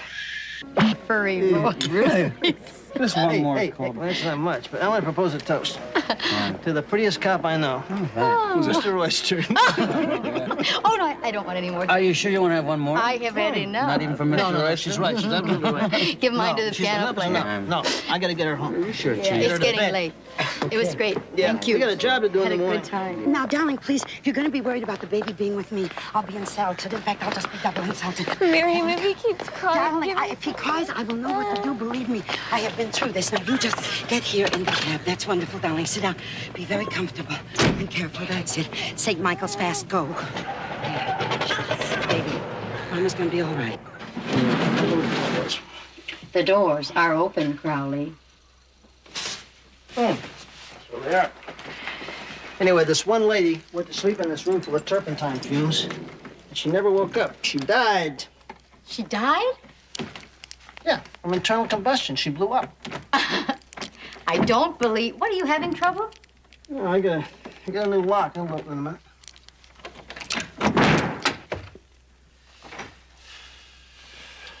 Why'd you get a new lock? You were just getting good with the old one. Now. Now what? Now then. Saved again, Crowley. Yeah, what is it? Billy, calm down. It's not the duty officer. Miriam, how's my favorite dynamite lady? Well, except for the sinuses, fine. You? Oh, I'm great. And Pepper. Pepper's great. In fact, she's right here in front of me right now. Oh, you on a job? Well, you might say that. I'm working on it. Let's put it that way. Listen, Billy, I called because there's some big trouble with the neighbors next door. If Sylvester Silver was still alive, he'd be over there with his badge and gun so fast they wouldn't know from what. Listen, I hope I'm not disturbing you, huh? No, it's fine, Miriam. What kind of trouble? It was my fault. I was hassling my husband about something, and he got upset and... Mm-hmm. He beat you up. He slapped me a couple of times. Mrs. Fayette has a slight concussion. Can slapping do that? He hit my head when I tripped over one of the baby's toys. Look, please understand something. I don't want to press charges like you call it. I just want to get back to my baby. Dr. Harper, I gotta get back home. Shona, that's exactly what you said the last time, and I don't want to hear it again. I just look bad. I'm really fine. Shona, you go with the doctor right now. Dr. Mansfield, report to X-ray. Dr. Harper, aren't you a little bit tough on him? Yeah, a lot tough. Because sometimes, naively, I even think it might penetrate. Yeah, I know, I'm a doctor. I shouldn't be smoking. But when these things happen, I just can't stand it. The other times that she came in, was she this bad? Yeah, sometimes she's worse. It's good to see the police around for a change. Well, doctor, you can't come around if nobody calls us. Look, she didn't even call us this time. We're really here in an unofficial capacity. I don't have to tell you, Doctor, wife beating is still one of the most unreported crimes in the country. I know those statistics, and they sicken me. You think I'm being tough? Let me show you something. Dr. Terry, report to obstetrics. She came in just a little while ago. Her nose was broken in a little argument with her husband for the 3rd time this year. That's her husband down there. Take a look at him. An impeccably prestigious man who drinks too much and then goes for his wife's face. But let's stay with the women. Shona Fayette in there. Are you going to do something about her, or is it just the same old story? Is it really the old joke with you people? Do you still beat your wife? Yeah, well, don't you guys have a box labeled domestic squabbles where you toss in a couple of dozen of these things every night and forget them? We run a police department, Fayette, not a garbage dump. Did my wife send you here to arrest me? Yes or no? Nope. No, she didn't call any cops. That means the old lady next door, right? Which doesn't mean a thing. So why don't you just trot along, let me get back to work? Or, maybe you'd like to hang out and I can put in a good word with one of the girls. Let me tell you something, Fred. I'll probably be seeing you again. Because you're the kind of punk who's either been in trouble or you're gonna be. Hi. How are you feeling? Better, thanks. Good. Dr. England? Is that what you wait to ask me, or do I have to tell you again? I waited to see how you were and to drive you home. Oh, I can take a cab. I can get you there faster.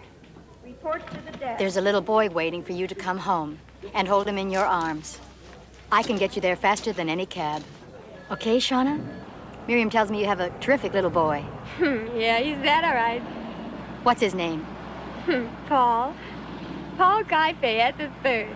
We call him Polly. I bet he brings you a lot of happiness.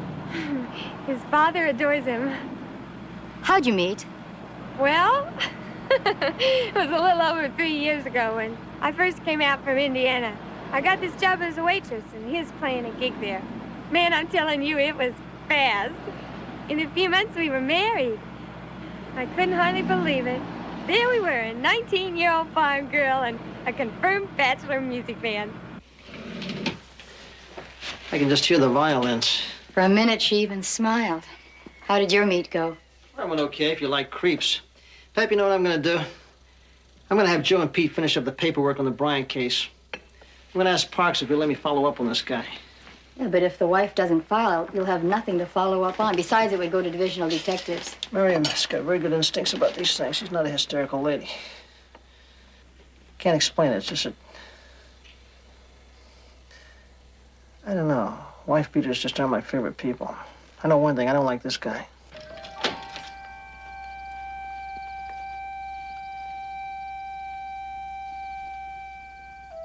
What are you doing? Still up? I couldn't really sleep. I thought you might like some breakfast.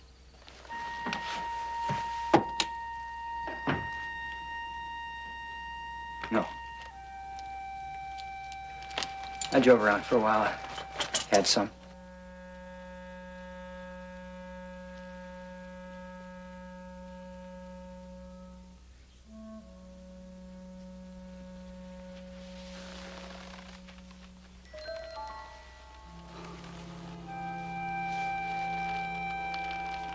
Baby.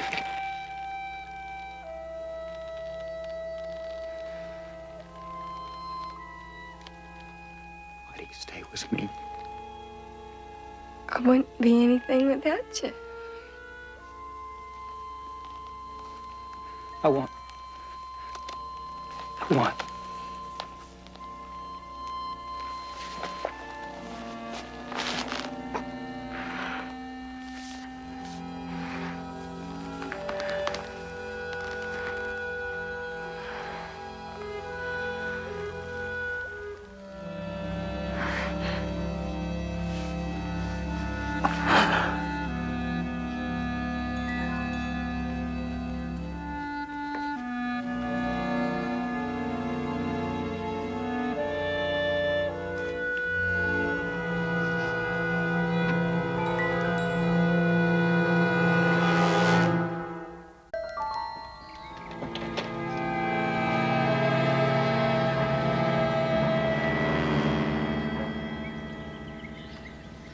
So?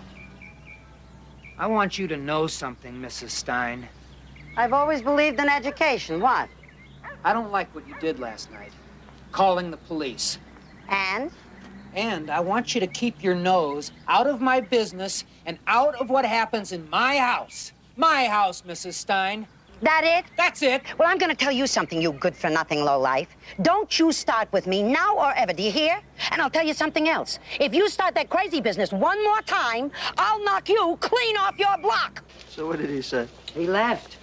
What did he say? Miserable person. Listen, Miriam. You think this guy could be into drugs? Oh, I saw enough in my time when you and Saul were on Adnock. I don't think the guy is on any stuff. But I know for a fact that he doesn't drink. Can't. Shanna told me. Here you go. Oh, thanks, Don. Hope you don't mind the bag. Tea's tea? Did the girl ever try to leave him? No, she's crazy mad in love with him. Go figure that. But I will tell you this much. His own mother begged her to leave him. When was that? Oh, it was about 4 months ago. She'd come on a visit. Oh, a nice lady. Real nice lady. Emma's her name. What happened, Miriam? Oh, well, one night there was this big fight. Guess who? And the next morning, I'm out in the back hanging up the clothes, you know, and she comes out and gets in the car and starts to say goodbye to Shauna. Then I heard her ask her. No, she begged. She begged her to take the baby and come away with her. But Shauna said no. Yeah. She said something like, our wife's place is with her husband, you know, something like that. Where'd the mother want to take her, do you know? You have any idea? No. No, I asked her once, you know, small talk, where do you live, darling, that kind of thing. But she avoided answering like it was a big mystery. She begged the girl to leave with her. Yeah. Pale as this cup, practically crying. No, I did not receive any message. Thank you very much. What's up? Been here 6 years and nobody knows I'm here. Well, somebody knows you're here. Yeah. This sergeant asked me to drop this off for you. The boy delivered it about 10 minutes ago. Hey, you seem... It's been sniffed and scanned. It's fine. Oh, thank you very much, Mary Lou. Here's Peter. Think of me as you use this.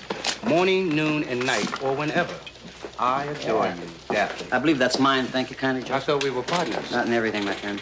Husky musky. I think I used to use that stuff. Hey, Pete, Joe. Teletype Sacramento. Check out a Paul Fayette. Professional musician. He plays guitar at Pinky Martinez's club, the Concha Verde. Home address, 58 South Spring. That's next door to where Saul Stein used to live. Yep. Is he the creep He's who... the creep. Check it. You got it. When Paul's mother left, she was concerned about you, about the baby. We know that. All right.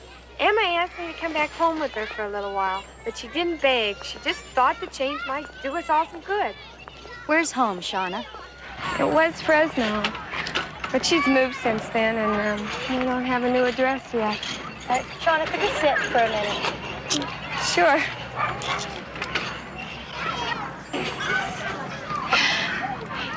You're adorable. You know that? I say he's got your eyes. Well, he's got his father's nose and jaw. This is Daddy's son. Shauna. Look, he's getting tired. I think I better Shauna. get back. I want very, very much to help you. I want you to believe that. Things are very heavy right now between you and your husband.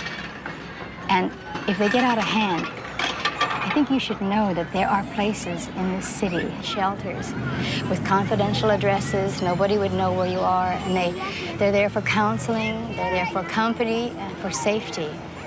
Your safety and your baby's. I don't know if you realize that men sometimes transfer their aggressions from their wives right to their children. Sergeant Anderson, I can take care of myself. I can take care of my baby. And everything's going to be all right between Paul and me. I know that. I like you very much. But please, don't come around anymore. Well, I pray that I won't have to. But just in case, let me give you my card. I'll put my home number on it. Please use it if you need it.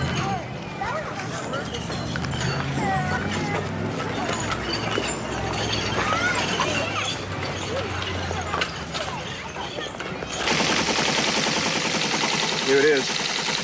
Fayette Paul Guy. No police record. Application for a liquor license 6 years ago. Background investigation shows he had a card with the Musicians Union at that time with an address at 201 Rand. Played at a club, the Rondo, for about a year. Lived at the Rand Street address for the same period of time with his wife, Elizabeth Fayette. So there's her confirmed bachelor music man.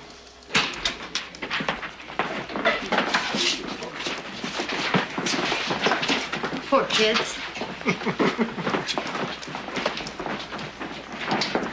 Excuse us. Oh, good afternoon. If you both fill out this form, we'll have you on your way together in a jiffy. We're not here to get married. Oh, well, I thought such an attractive couple like you. Actually, I keep proposing, but she doesn't trust cops. Cops? We're here to check a license. Here it is. They applied July 2nd, 1974. May we see that? Sure. Shona Ruth Nee Madison, never before married. Fayette Paul Guy. Never before married. Well, he wasn't. Then who is Elizabeth Fayette? I don't know. Doesn't this computer of yours ever send you the wrong information? Rarely. Then this is one of the rare times. If he had been married before, he would have told you. Is that it? Of course he would. And I'm telling you, Sergeant Anderson, don't play games with my life and my marriage. Just please get out of here.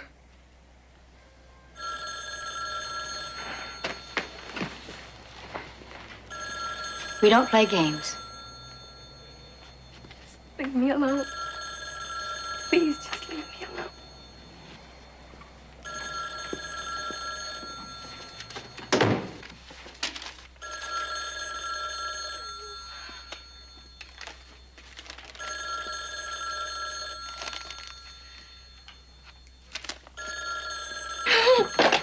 Hello.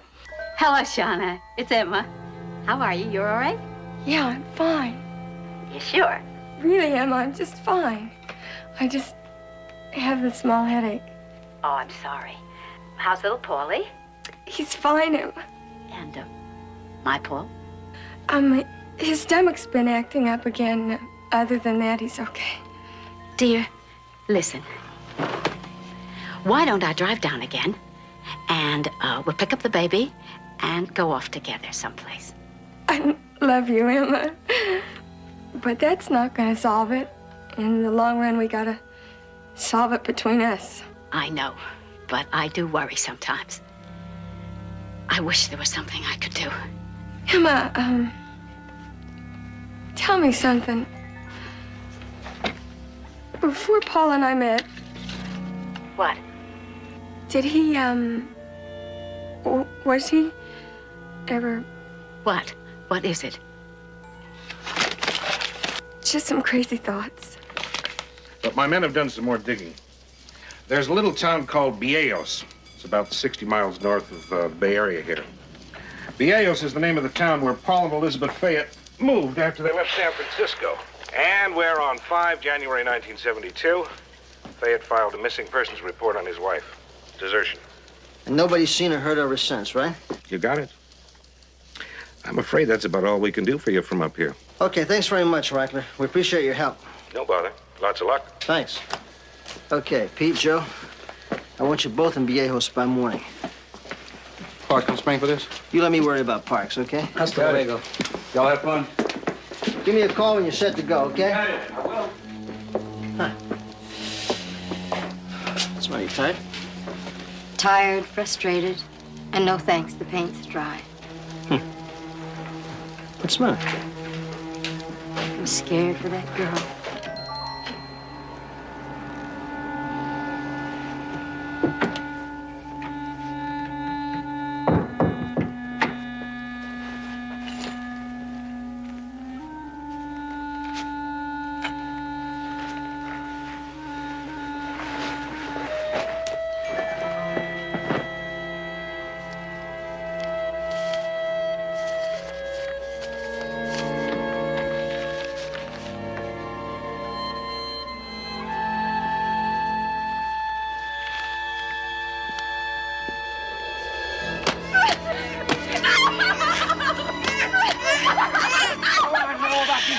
Bills you've been hiding. I haven't been hiding any bills. There's over $200 worth of bills going on. I want to know why. Because the hospital I've been going to costs money, and the pills they've been giving me to keep me sane cost money. And I had to buy Molly a new stroller because you kicked the other one apart. Shut him up. Shut him up. I'm telling you, shut him up. Shut him up.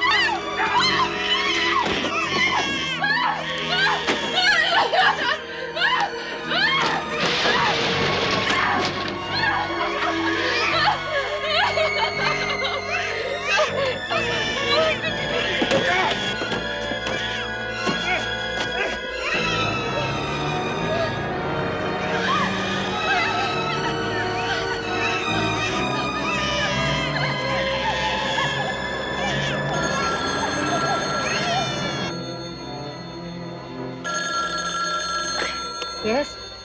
Sergeant Anderson, this is Shauna. You gotta help me, please. What's happened? Well, somebody's gotta take us to one of those places, those shelters. Someplace, please. Where are you now? I don't know, a corner. Well, isn't there a street sign? Artist and Longworth. Now, I know where that is. Now, wait for me. I'll be there in about 15 or 20 minutes. Wait for me, Shauna. Okay.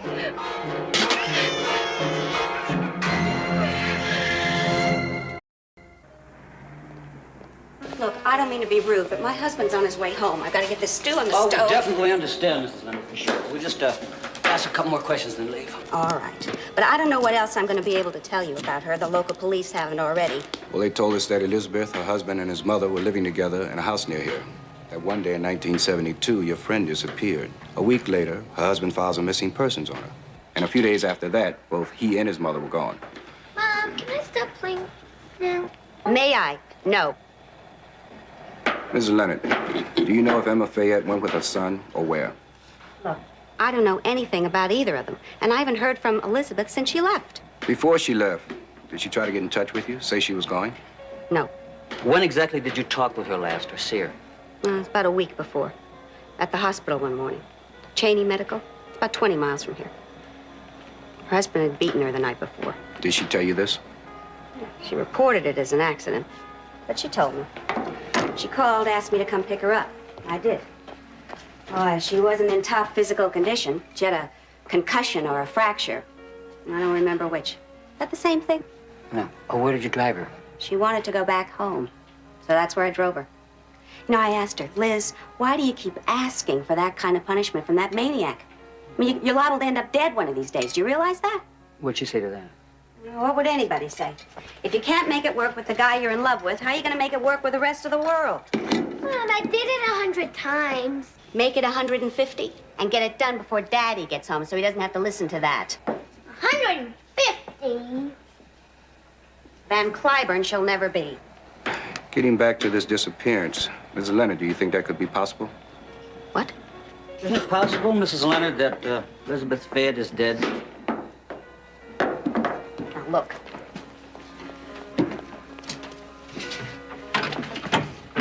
I don't even like to think about things like that. Now, I just don't. Now, you can see how busy I am. I don't have anything else to tell you. I mean, facts. Louder, Pete. Pete, we got a bum connection. The Cheney what? We're up at the county morgue in Cheney. We just checked with the coroner and gave him the description of Elizabeth Fayette. Age, weight, etc. They've exhumed a Jane Doe 3. Looks like a possible match. Found her skeleton about a week ago, 150 miles west of here by some hikers. And she was never identified. You know what I mean? Yeah, anything else? Yeah. Joe went to the hospital to pick up the x-ray on the possible skull fractures that the Fayette lady received about a week before she disappeared. Now, the records on the Jane Doe 3 lady show that she had 2 fractures, one more severe than the other, both which might have been caused by the fall in that ravine or might have been inflicted. Yeah, one of them might be a week older than the other one. Right. So we'll just have to wait and see. Yeah, well, wait it out and see fast, Pete, and then get your butt back down here. Some woman named Daphne phoned in, no last name. Said she wants you to meet her Saturday night at the Holly Hotel, room 309, 10 o'clock. Is that famous Madam X of yours? Ms. X. Times are changing, Mr. Crowley. How about Pepper? Did she come up with anything? I don't know yet. She's out tossing her weight around.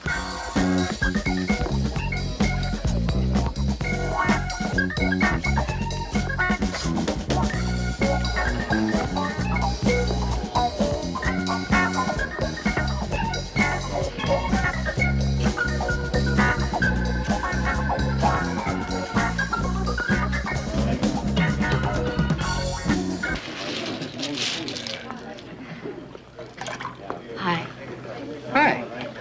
Since you're a ginger ale freak, too, mind if I join you? Come on in.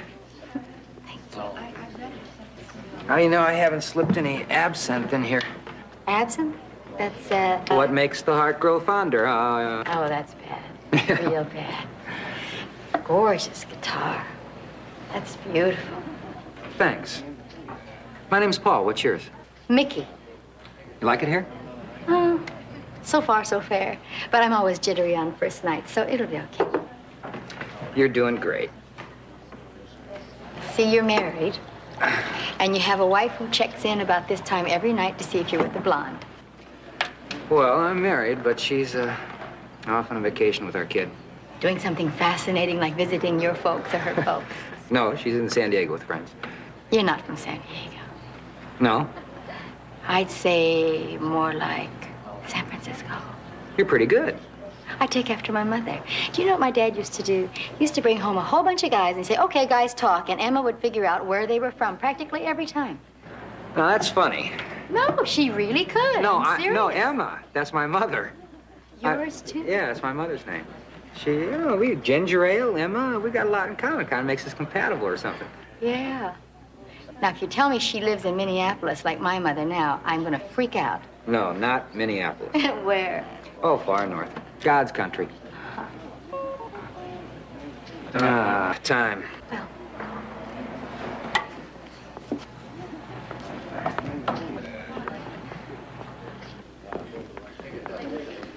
Hey, what'd you bring? Midnight snack? Oh, no, it's something I picked up on my way to work antique shop. See? I love her. That's what your wife's gonna say. It's from my Emma. See, when I was a kid, she had one exactly like this, and one day my father broke it, smashed her head. Accidentally, but Mom started crying, and I promised her I'd get her another one someday. You gonna try to take it up to her? I can't get away. I'll mail it if I can find a way to keep her from getting broken again. You'll find a way. Showtime. Elizabeth Fayette. One skull fracture. A week before she's reported missing. Jane Doe 3, with an exactly matching fracture. With this additional fracture. Gives me a headache just looking at it. So the additional one's more severe, right, Doc? Oh, yes. Much more severe. So do we move in on him now? There's no way, we can't. He might have killed that woman. That's right, but we got no case, Pepper. You know that any smart lawyer, all he's going to do is tell a jury that she got that second fracture when she took a fall into a ravine. We just got no case. You better get back in there. We need the mother. We got Joe and Pete on it. Body had been found in a ravine by a party of hikers and was never identified before its burial. Police are reportedly checking into the whereabouts of another woman who may be an accessory to the possible homicide. The victim is believed to have died on or about January 1st, 1972, the result of a brutal beating. Meanwhile, police are asking that if there's any information regarding the dead woman, it be phoned into them at this local number, 555-4321. I repeat, if you have any information regarding this incident, call 555.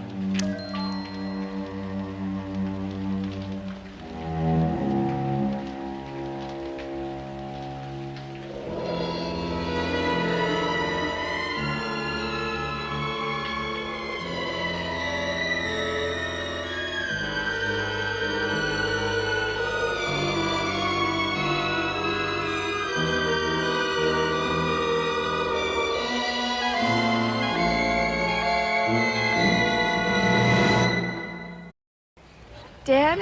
Yes. We got the word night before last. The body was positively identified. We put out a bulletin upstate, hoping your mother-in-law would contact us as a possible link to this thing. She hasn't yet. Sergeant Crowley. She's his mother. Yeah, I know that. Shauna. I mean, you can't really expect a woman to turn in her own son. Shauna, we're talking about another woman here. I'm talking about his first wife, whose dead body was dumped in a ravine 4 years ago. You know where Emma Fayette can be located. You've got to tell us. We need your help. I don't know where she is. Shauna. Please believe that. He told me once that he didn't want me to have her phone number, and he must have told her the same thing because she never gave it to me. Well, did you ever ask her for it? Yes, once, when she phoned, and she just changed the subject. I don't know where she is.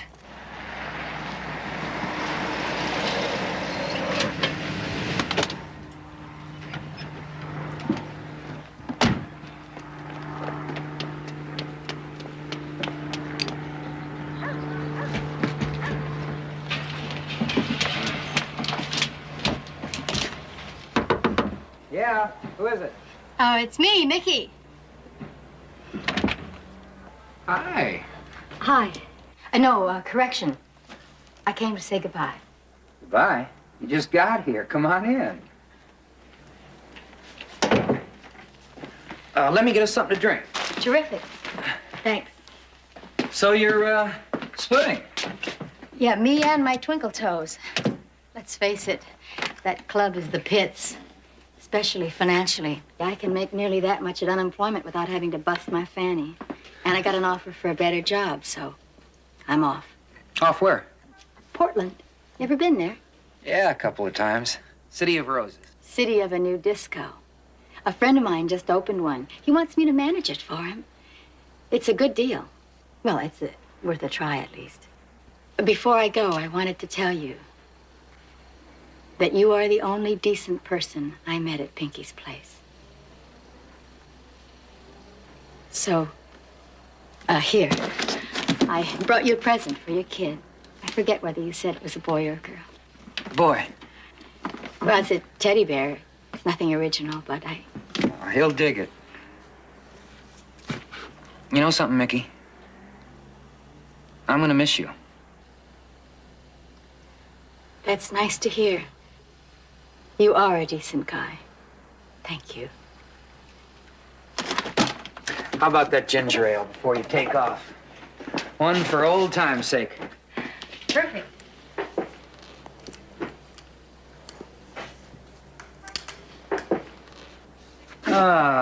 Looks like we're all out of it. It really is beautiful. It's gorgeous.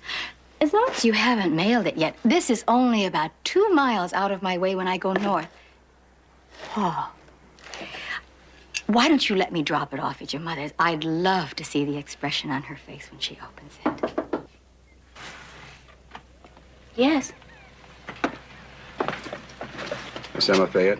Mrs. Fayette, it's for your son's good. It's hard for me to believe that, Sergeant. Paul needs help. He may have been responsible for the death of one woman, and he is certainly a danger to his own family, to Shauna, and to your grandson. I was asleep that night. In the house up in Vieillos. Yes. What happened? What happened? I heard some sounds from the living room. And I woke up. What kind of sounds? Someone screaming. Your daughter-in-law, Elizabeth? Was your son in the room with her at the time? Yes. How do you know that? I got up to see what was happening. And Paul was... Was what? Paul was what, Mrs. Fayette? He was beating her. And I called out to him to stop, and he didn't seem to hear me. And then suddenly Elizabeth was on the floor. She had fallen back and hit her head against the table. And she was lying there unconscious. Unconscious? Or dead, Mrs. Fayette?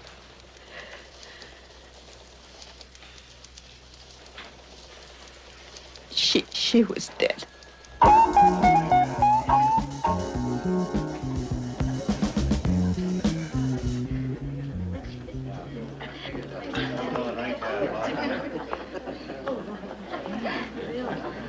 Fayette, you want to come down from there, please? I'd like to talk to you. What's going on, Mickey? I'm not Mickey. I'm a police officer. That's right. Yeah, you want to step down, please? Would my wife bring charges? No, we talked with your mother. You're under arrest for the murder of Elizabeth Fayette. So would you step down, please?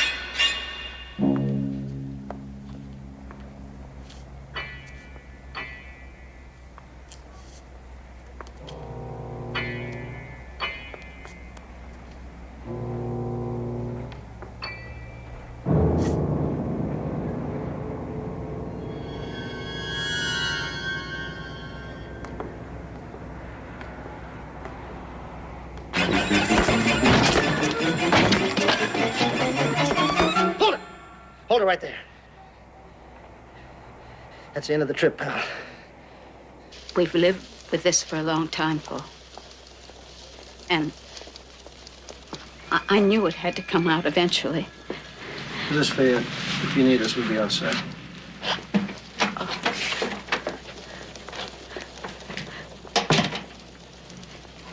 This is a nightmare. Just like all the other nightmares. Like when your father used to beat me, and you used to be standing there watching sometimes. You do remember. And I would think to myself, well, at least this would teach my little boy never to do things like that to anyone he loves. But I never talked to you about it. And maybe I should have. I was so ashamed. I wanted to keep what was happening from anyone finding out. And I did a bad thing to you. I'm so sorry.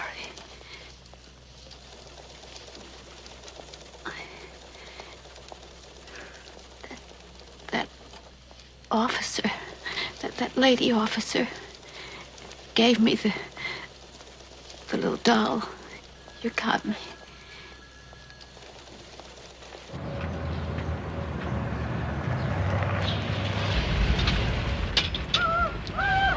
Hello!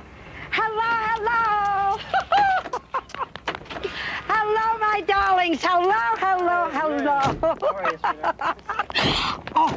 Oh, look at him. Look at him. Look how big he's gotten. In a week, right? Yeah, you can go in a week. Oh, and Shauna, it's so good to see you, darling. It's good. All right, now listen. Come on, everybody. Let's go inside now, huh? And then, Billy, then you'll come over to my house and you'll bring over the sandwiches I made, huh? Sweetheart, I'm with you. I don't know if I can go back in there. Was your home, darling? It was. Look, Shauna, I've lost a husband, and you've lost one in kind of a way. But you know what I think? God and time, they both help heal. Enough for us to carry on. You know what I mean?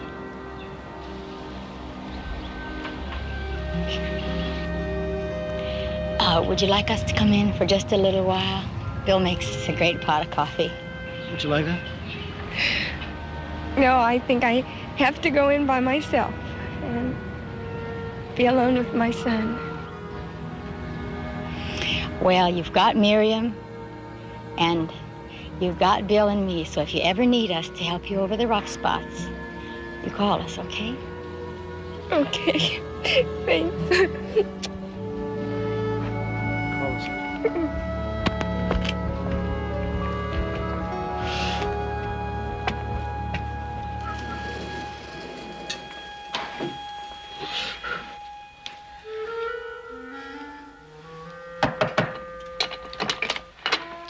Hello, Peter.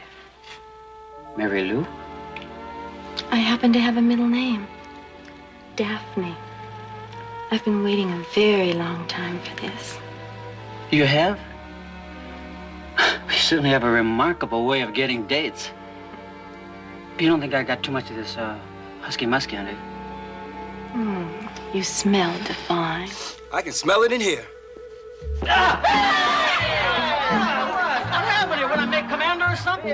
Peter, don't you remember the date? What? 7 fun-filled years with CCU. Huh? Maybe you'd rather forget it. Congratulations. Thank you, Pepper. And you. Peter, I can't live without you, no matter Don't talk, you fool. Come here. I'll take what's left.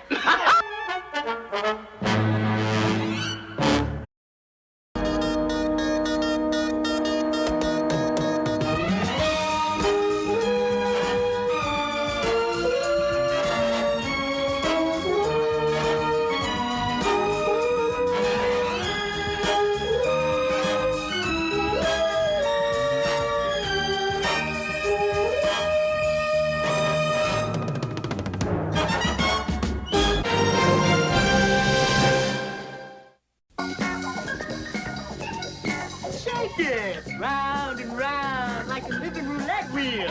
What'd you say your name was again, honey? Stop it! Let go! What's the problem?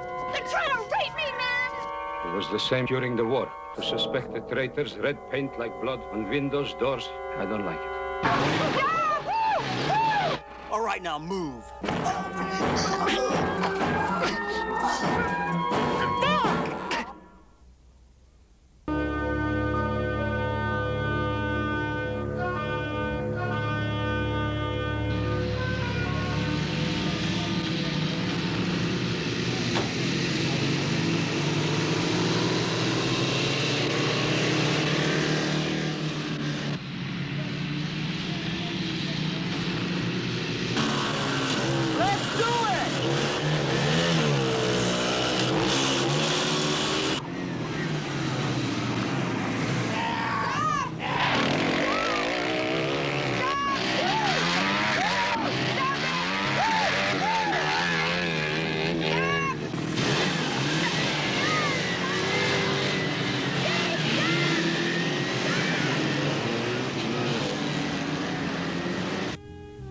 Well, okay, fine. All right, Pete, but listen, if you and Joe aren't here by 8 o'clock, we eat without you. 8 o'clock sharp. Ready or not? That ought to do it. I missed the punchline. Oh, you were the punchline. I'm just telling Lance about your graduation ceremony from the academy. Oh. I picked up my certificate, gave a snappy salute, spun around and fell flat on my butt. And, well, it was a riot. I won't forget. He won't let me forget it, this creep. Wasn't that funny? It was hysterical. Something smells good in that kitchen. Well, I hope so. It's baked ham and hoe cakes. His mom taught me how to make them. Rookie, have you got your first assignment yet? Oh, yeah, Bill. See, the brass decided before promoting me to lieutenant that I should start out on a little bit of foot duty first. So the first thing Monday morning, I'll be walking Webster Heights with a guy named Mike Hershey. He's been walking that beat for 20 years. So I should learn a lot from him. You guys know him? Hershey, no, I don't think so. But I know Webster Heights. And ethnic purity's running pretty high down there since that school thing started. You be careful. You hear me? Pepper, Mom sure taught you good. Don't worry. I'll be careful. If she were alive today, she'd really be proud of you, Lance. How about a toast to that special lady? A toast to Gail Johnson, one of the first policewomen in the department. My teacher, a lot of the times. My inspiration, in fact. But most of all, to a great lady. Come on, baby, shake it! Shake it! Round and round, like a living roulette wheel. What'd you say your name was again, honey? Oh, man, can't you do nothing but giggle? She sure can move. Yeah. And for that, she gets the door prize. How about it, honey? You like? She likes. He probably ripped it off. He did. Tony, do you have to keep bringing him up here? He spooks me. Okay, no. Hey, promise him Tony, boy, okay? Hey, now look, tomorrow morning after you get out of church, you know what we're gonna do? I gotta drive to San Diego to see my folks, remember? I promised them after they moved once a week. Oh, you'll be back Tuesday. Yeah, my boss's Mondays are kind of slow anyhow. Well, that means we gotta make up for lost time, right? Tony, can't you get rid of him? Hey, come on, baby. We're the only two here. Okay, remember, whenever you need us, we'll be around, all right? Take it easy. Well, the score so far is 6-all. What? Well, we've been in 12 stores so far. I got 6 nice smiles and 6 no smiles. You know something, Johnson? That idea of yours about going in and saying hello to everybody is for the birds. It's right out the manual, Hershey. First day on a new beat, introduce yourself.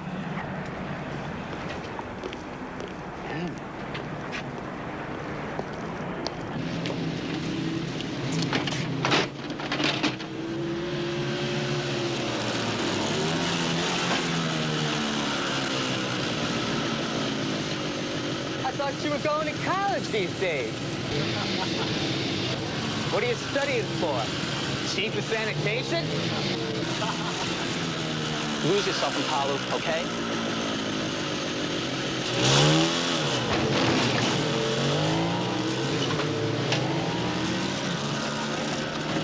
Well, we get less and less smiles for every foot we walk.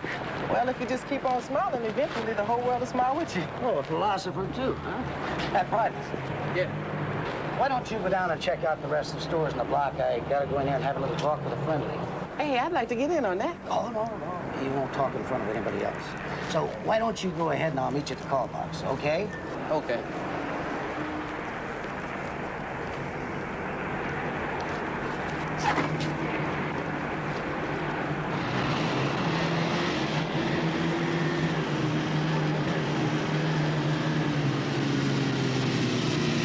Hey, look, you guys.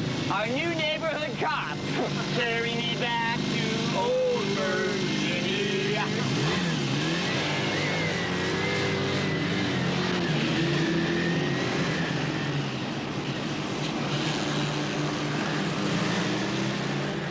I just wanted to drop in and say hi. Name's Lance Johnson. I'm Adamus Taras, Officer Johnson. Welcome to the neighborhood. Thanks a lot. This is my friend, Henry Carrell. Tries to beat me at gin when I take a break. Tries. Good to meet you, Mr. Carroll. Larry, this is Officer Johnson, new on the beat. This is my son, Larry. Hey, good to meet you, Larry. Goes to medical school. That's pre-med, Pop. I'm a freshman over at City. Hey, well, you're on your way, man. Right. A few years from now, I get a headache. All I got to do is call my kid at the hospital, and he will say, take an aspirin. Hey, it's been good meeting you both. And you too, Mr. Carroll.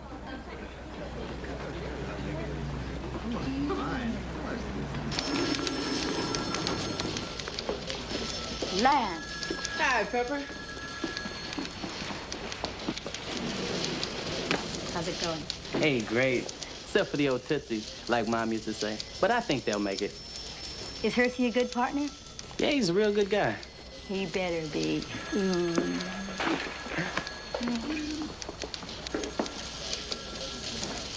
Eat your hearts out. Now, what did I do to deserve all this?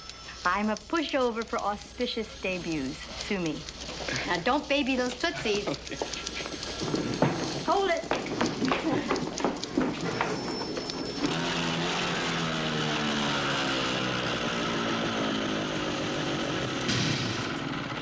Hey, what'd you bring me here for? There's a Rolls Royce we want to show you. Right, guys? Right. Yeah. What, that thing? Look, I'm not in the mood now, you know? But if you have some grass lewds, you know.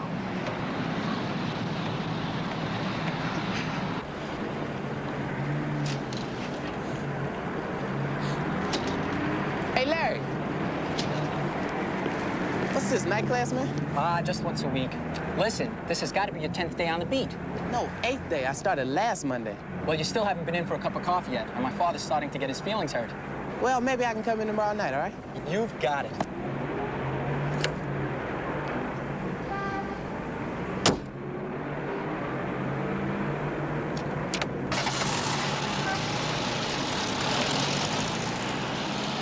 I told you I'm not going in there. Now let go of me. You're hurting me. Please, let go of me. Stop it. Let go. What's the problem? They're trying to rape me, man, and they're dumb jalopy. All right, you three, palms down on the hood of the car. Come on, move it, move it. Come on, man. Get up against that car.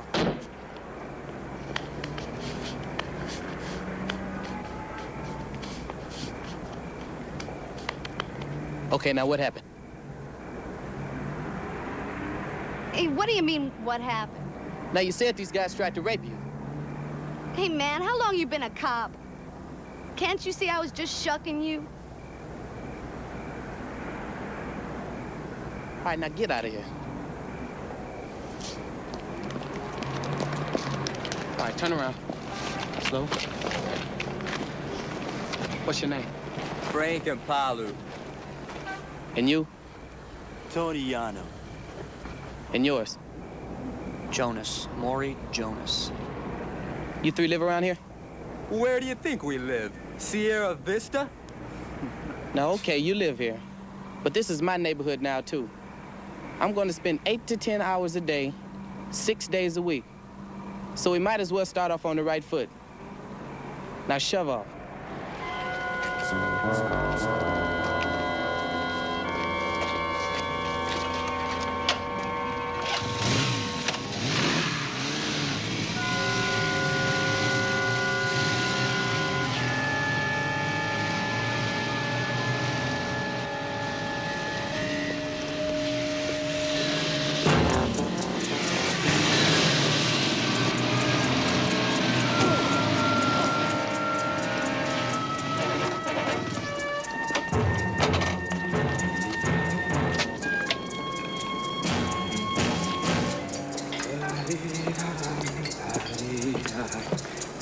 Henry.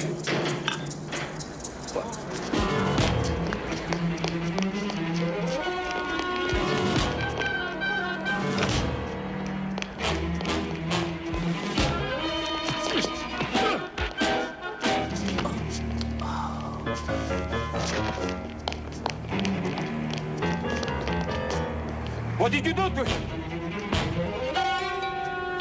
What did you do?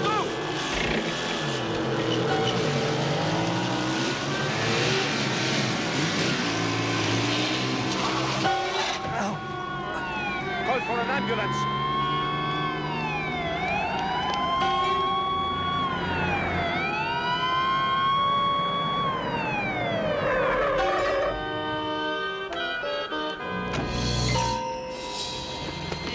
We called an ambulance. 14A43. Beat officer down in the alley, west of Haskell. There is one of them. Jonas! Hey, man! I don't care about you. I know the other. Yano and Impalu. Tony Yano, Frank Impalu. He's such a nice boy. He was in my shop.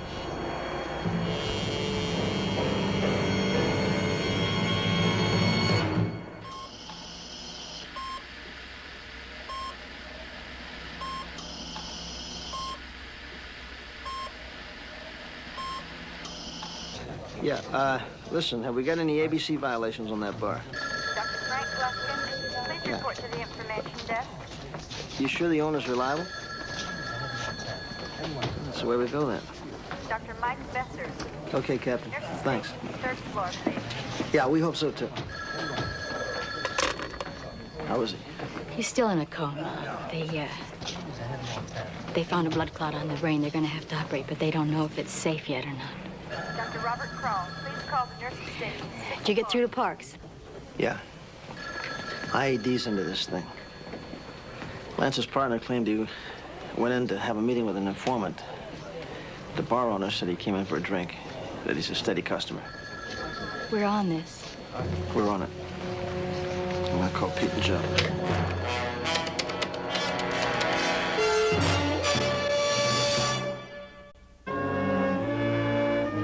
I told you. I know. But you tell us again, Jonas.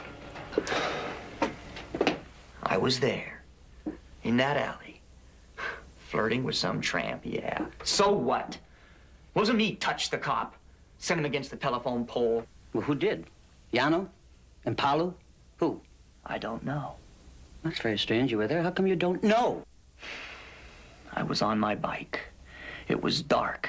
They were standing in front of me, and both of them were swinging, but I don't know who sent him Against the pole? Hmm?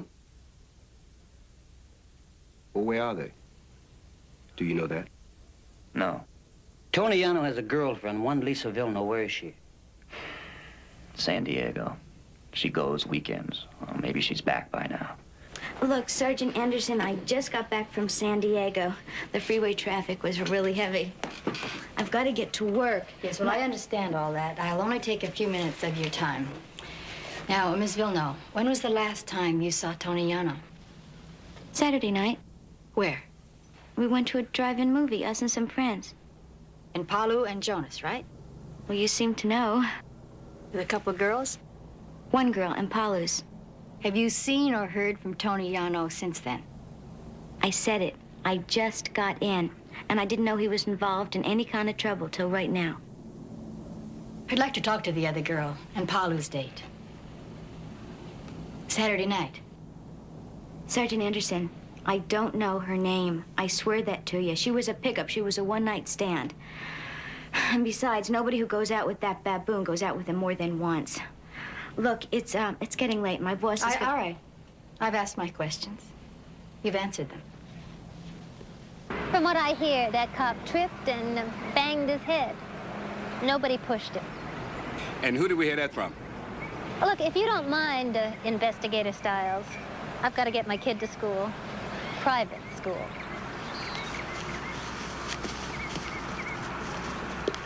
We want to thank you, Mr. Tarash, for identifying the assailants. I only did what I had to do. And, I'm sorry about the officer. I pray for him. We all are. How is he? He's critical, still unconscious. Mr. Tarash, Larry, we'd like to know if you have any idea where they might be. Jano and Paolo? No, we don't know. And it's your job to find them, not ours. Am I correct? Well, yes, but you will get in touch with us if you hear anything. Please? Larry, okay? Sure, Sergeant Anderson. You know the boys. We all went to school together. Me and them. Jano's girlfriend, Lisa. Lisa Villeneuve? That's right. All of you, if you get any information, we'd like it passed on to us. You understand? Sergeant Crowley and Anderson, it's better you go now. I have a business here. My son has to help me and then go to school, so please. Thanks again for yesterday. You might have saved his life. Thanks.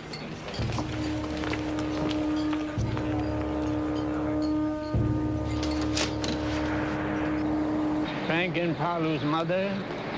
Yes, sir. No, I have not seen her for 2, maybe 3 years. I want to apologize for the way some of these people here are treating all of this. Not caring that an officer lies in a hospital, hurt.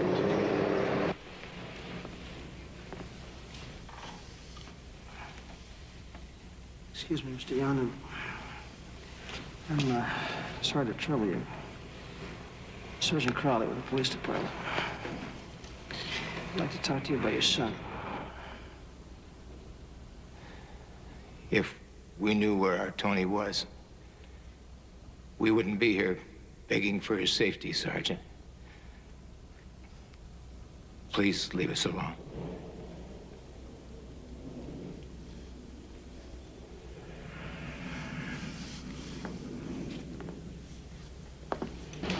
Dr. Escobar, next test, please. Dr. Escobar, next test, Pepper? Any word? Well, Bill's checking on it now. That operation took over 7 hours. Talked to Parks a little while ago. The Jonas kid read it out. He what? Neighborhood lawyer swung it. Cost about $1,000. From what we hear, his parents and some of the neighbors got the money together. Great. People scream for law and order, then when we show up, half of them spit in our face. Dr. Burroughs, please call 125 West. Dr. Burroughs, please call 125 West. Dr. Burroughs. How'd it go, Bill? They don't know yet. He, may not make it.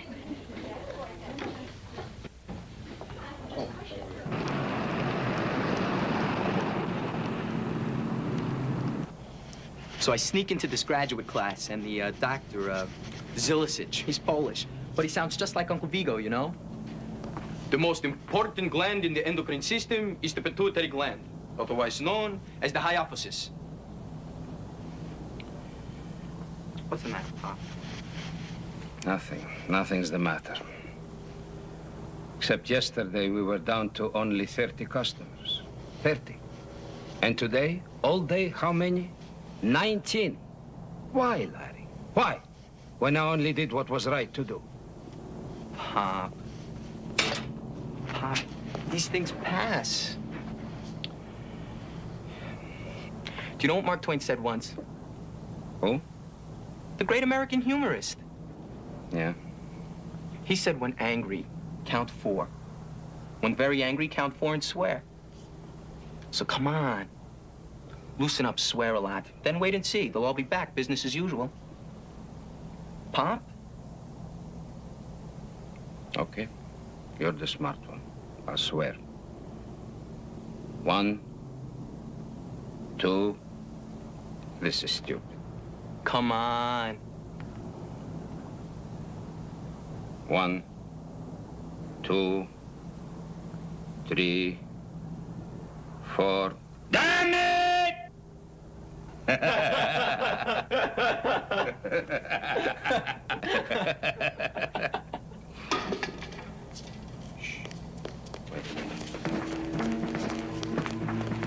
What is it, Pop?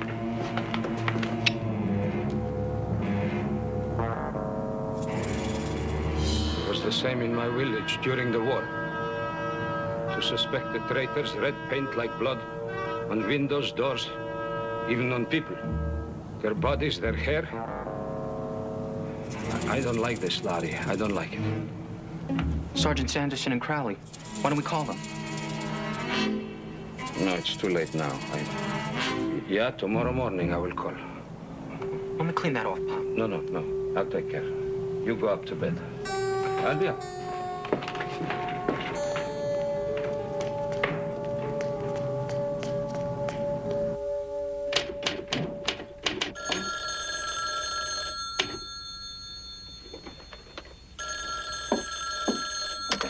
Hello? What is it, Bill? Is it Lance? What? Oh, no. 3858, okay, 7.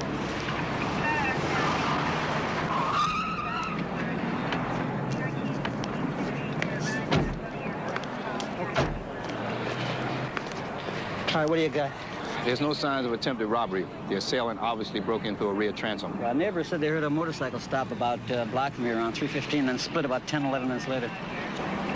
Let's go.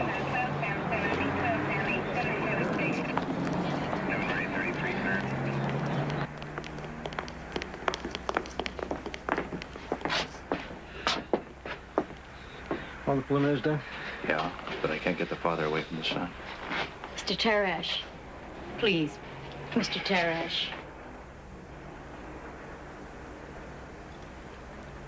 I was asleep upstairs.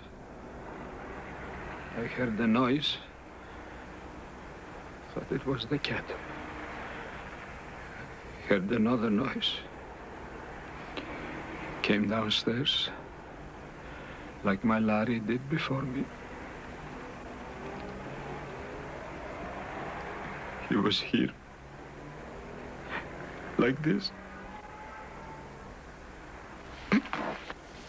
That's right.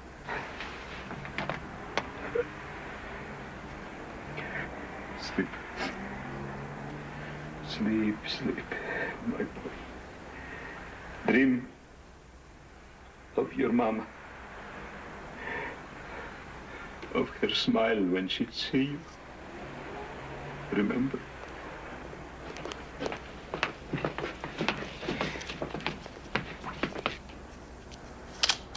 Get away from my boy! Please. Mr. Tarash. It has to be done this way.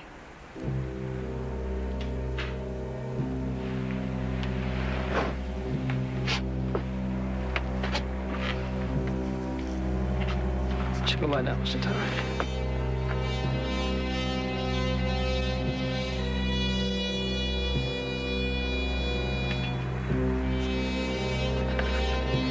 I'll stay with him for a while.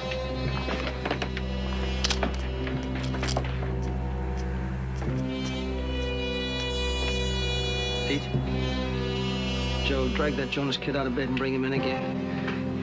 And if he's not in bed, then you find him.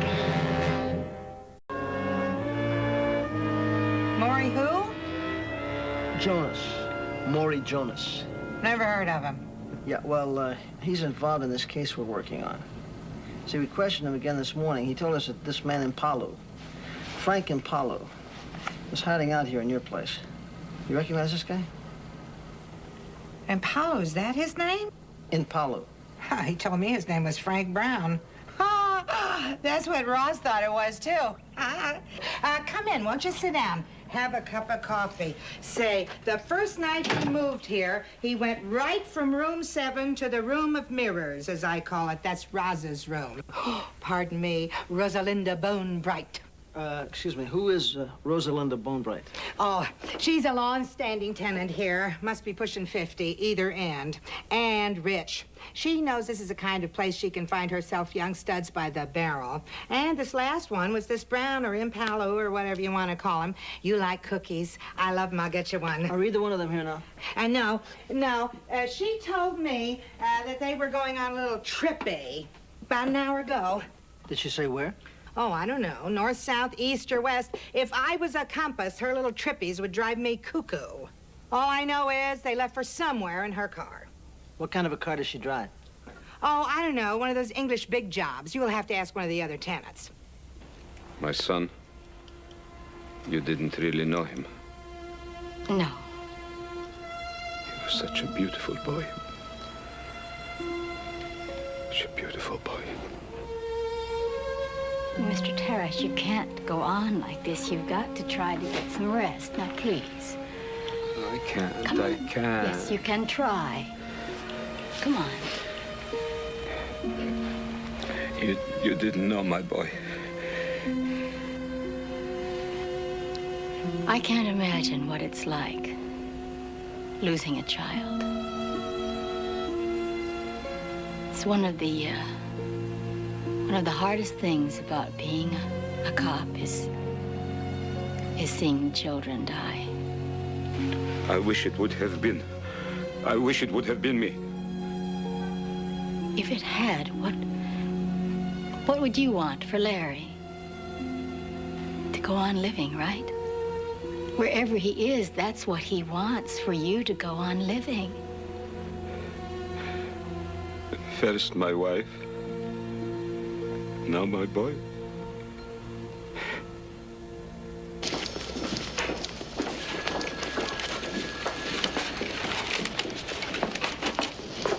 How's Tarash? Much better when I left him. Good. Listen, the Impalo kid. Yeah, Pete told me. Oh, yeah? He left this morning with a woman. Does it check out? It checks out with her, Mo, regarding young male Caucasians, yeah. We put out a broadcast on the car, nothing on him yet, but I got this from intelligence. 3 years ago, Mrs. Erna Impalo, age 36, divorcee, suffered a nervous breakdown. Was admitted to the Goodvale State Sanitarium under her maiden name, Spoller. One day, about a year later, she phoned her son, Francis, asked him to come visit her. He arrived, they got into an argument in her room. He hit her several times, then ran. That night, the woman committed suicide. Frank. Well, that's Frank Impalo. Why didn't any of this show up in his juvenile jacket? Because it was filed under her maiden name, Spoller, not Impalo. Pepper? Yeah. Bill? They want us at the hospital. Lance.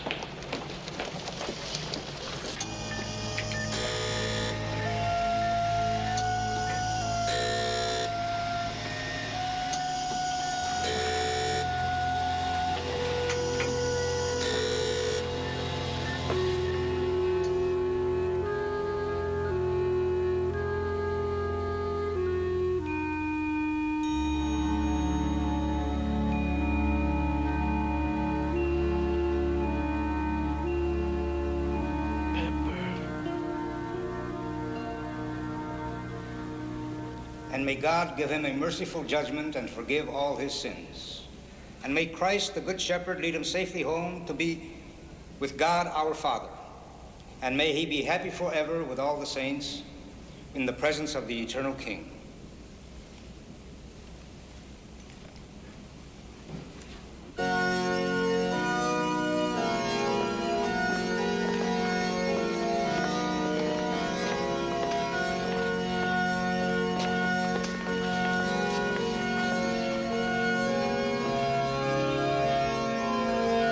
Wait!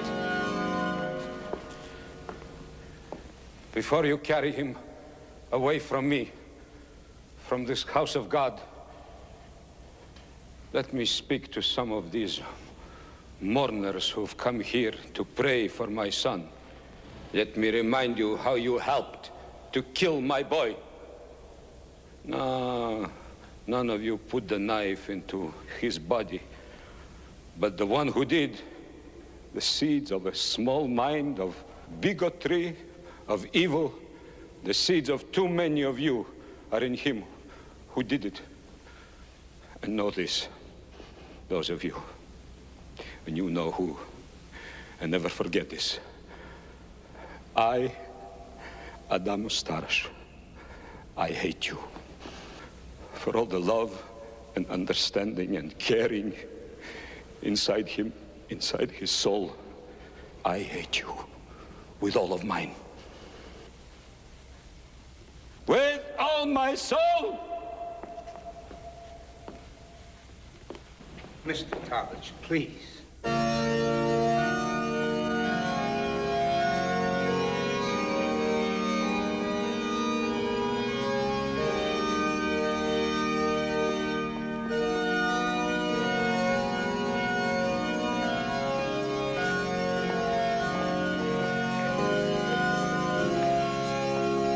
Pity us, the poor children of Eve. To thee we send up our sighs, mourning, and weeping in this vale of tears. Amen. Lisa. This is a church. Yes. And I don't intend to answer any of your questions here or anywhere I told you. I know what you told me. Now what I want to know is, have you seen Tony Yano recently? No. Do you know if he was back in the neighborhood the other night, Friday? No. Lisa, this is not something... Look, I can't help you. If I knew anything, I would, but I don't. Listen. It's Frank Impala you should be after. Because if anybody I know killed Larry, it was him. He's an animal. You ask anybody. Thank you.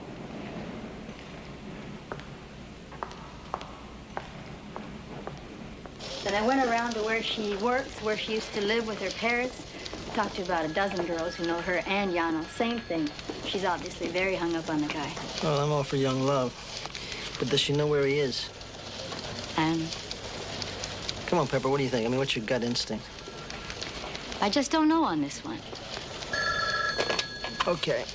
Pete, Joe, put around the clock watch on this girl, beginning right now, okay? Yeah, Crowley. Yeah. Oh, yeah. Right. No, we know how to get there. We'll see you in 20 minutes, Miss Bonebright. Bonebright, young male Caucasians. Just back from San Francisco, just flew in. Wants to talk to us about Frankie Impala.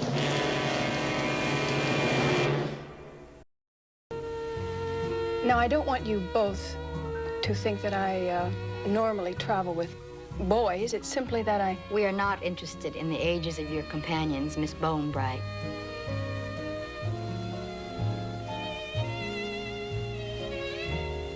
You're very, rude. Sergeant Snapper, is it? If you will just answer the questions, we are investigating a murder, not a missing jar of cold cream.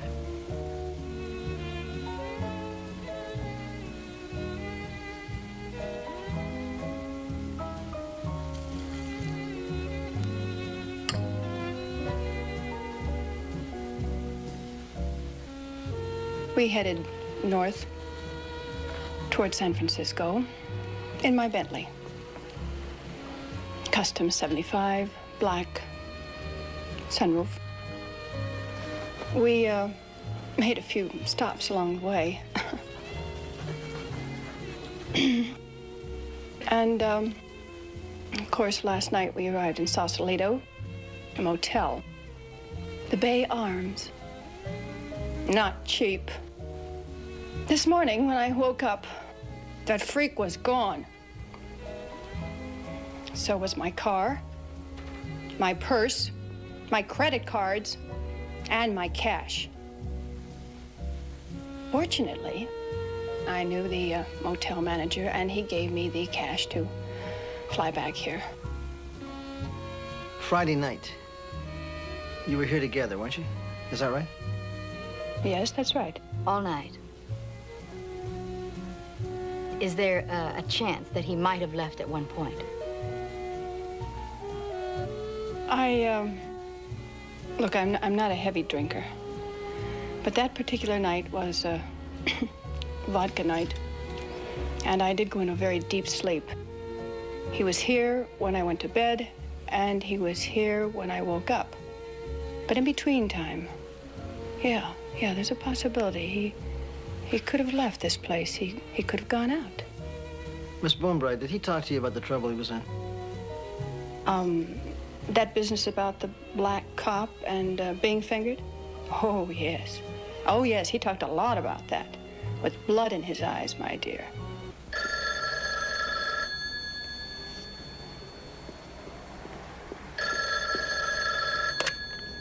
Hello? Where are you? A cabin, nobody at home. I guess they use it for weekends. The cops. Lisa, they talk to you again? Yes.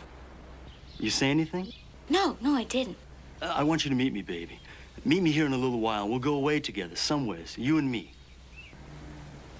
But, Tony... What? Well, why don't you call the police first and just clear all this up? Hey, come on. You gotta know it. I can't do anything till they pick up Frankie and get him to confess. And there's that cop still in the hospital, huh? And they aren't exactly gonna treat me too nice to go walking in there. Now, look, if you don't want to come away with me, well, at least be with me one more time. Come on, Lisa.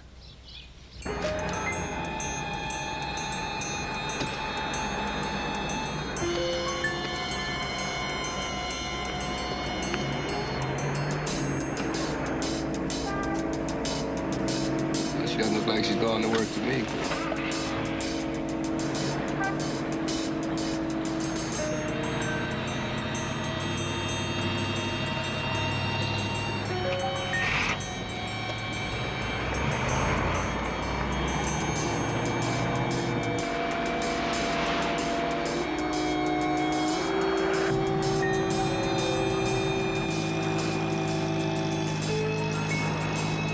Where are you now, Pete? Yeah, we're on Rayburn approaching Linden. We'll take Clive. We'll cut through Clive and meet up with you. Right.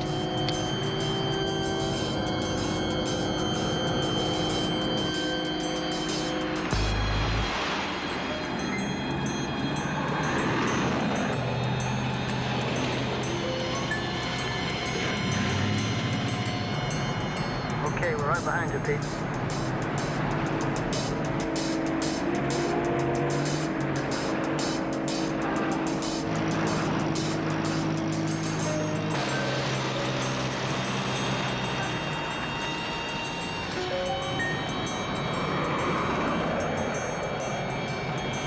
Looks like she's heading for the freeway, Joe.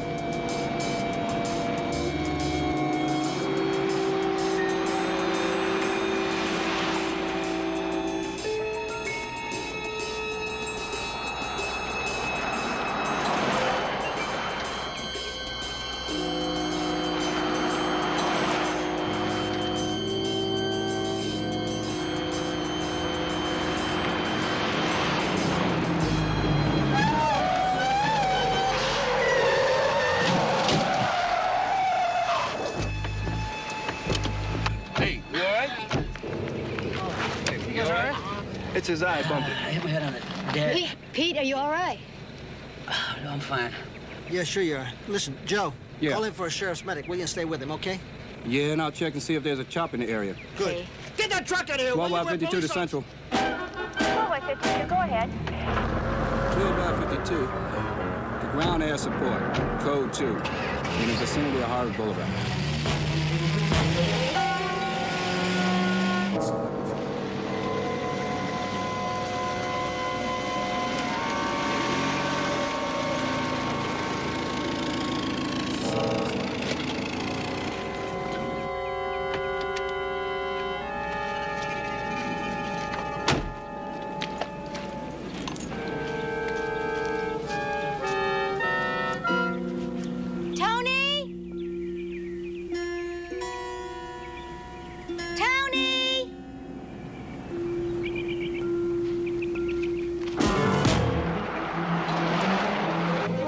to 12550. We've just spotted a green Pinto parked in front of a cabin on Barras Road.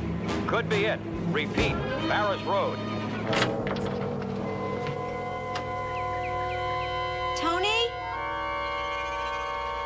Tony! I'm glad you came. Yeah, I guess I had to. Why? Because I love you. And it's empty without you. Kind of scary. Well, why scary? You didn't tell him anything. That's right. But you know I was around that night. Well, so what? You were with me. You didn't kill Larry. I don't know if I could really trust you. I hate to do this, Lisa.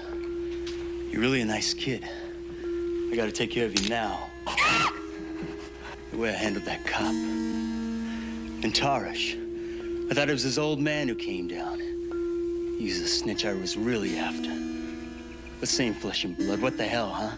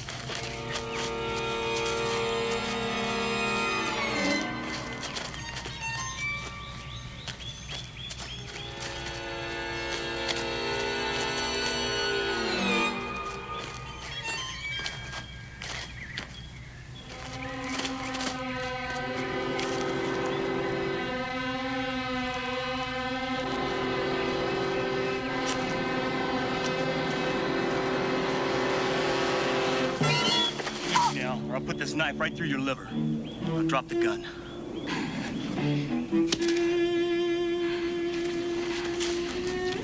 All right, now move. Come on.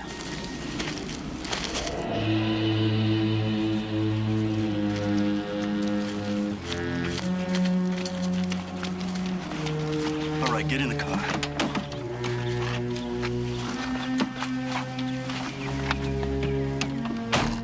All right, now move.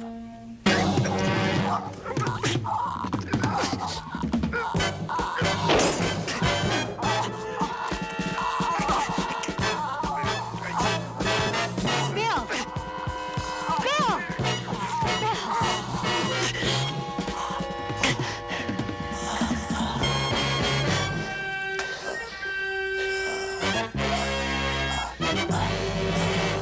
Where's Pepper? Isn't she coming? Yeah, she'll be over a little later. She had to go to see Mr. Tarash, tell him what happened. Oh, that was a great son he had. Good kid. Yeah. Pete, he okay? Yeah, Pete's gonna stop by with Joe. Pete wants to match stitches with you. So I guess the doc told you about me, huh? No, what? My left leg. I'm not exactly gonna qualify for the Olympics for the next few months. But as soon as it's moving right again, I've requested to go back on foot duty. Back to the same neighborhood. Webster Heights? Yeah. Man, you're a glutton for punishment. No, I'm gonna show him what a good cop is. A damn good cop. With all your charming ways and your simpatico, you just better... you just better stay out of dark alleys.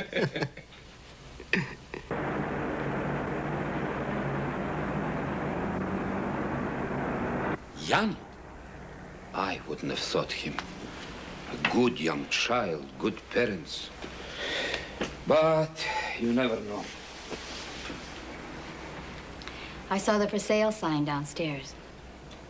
Yes, I'm going to sell. I can't even walk into the shop anymore. Let's stay in touch. I'll remember you. That's how we'll keep in touch, okay? I have to get to the hospital. The young officer is going to be okay? Thank God, yes, he'll be all right. Sergeant Anderson, I want you to know that when you were with me here, that terrible day, that wasn't just a cop sitting here talking to me. That was a woman. Very special woman. And I thank her.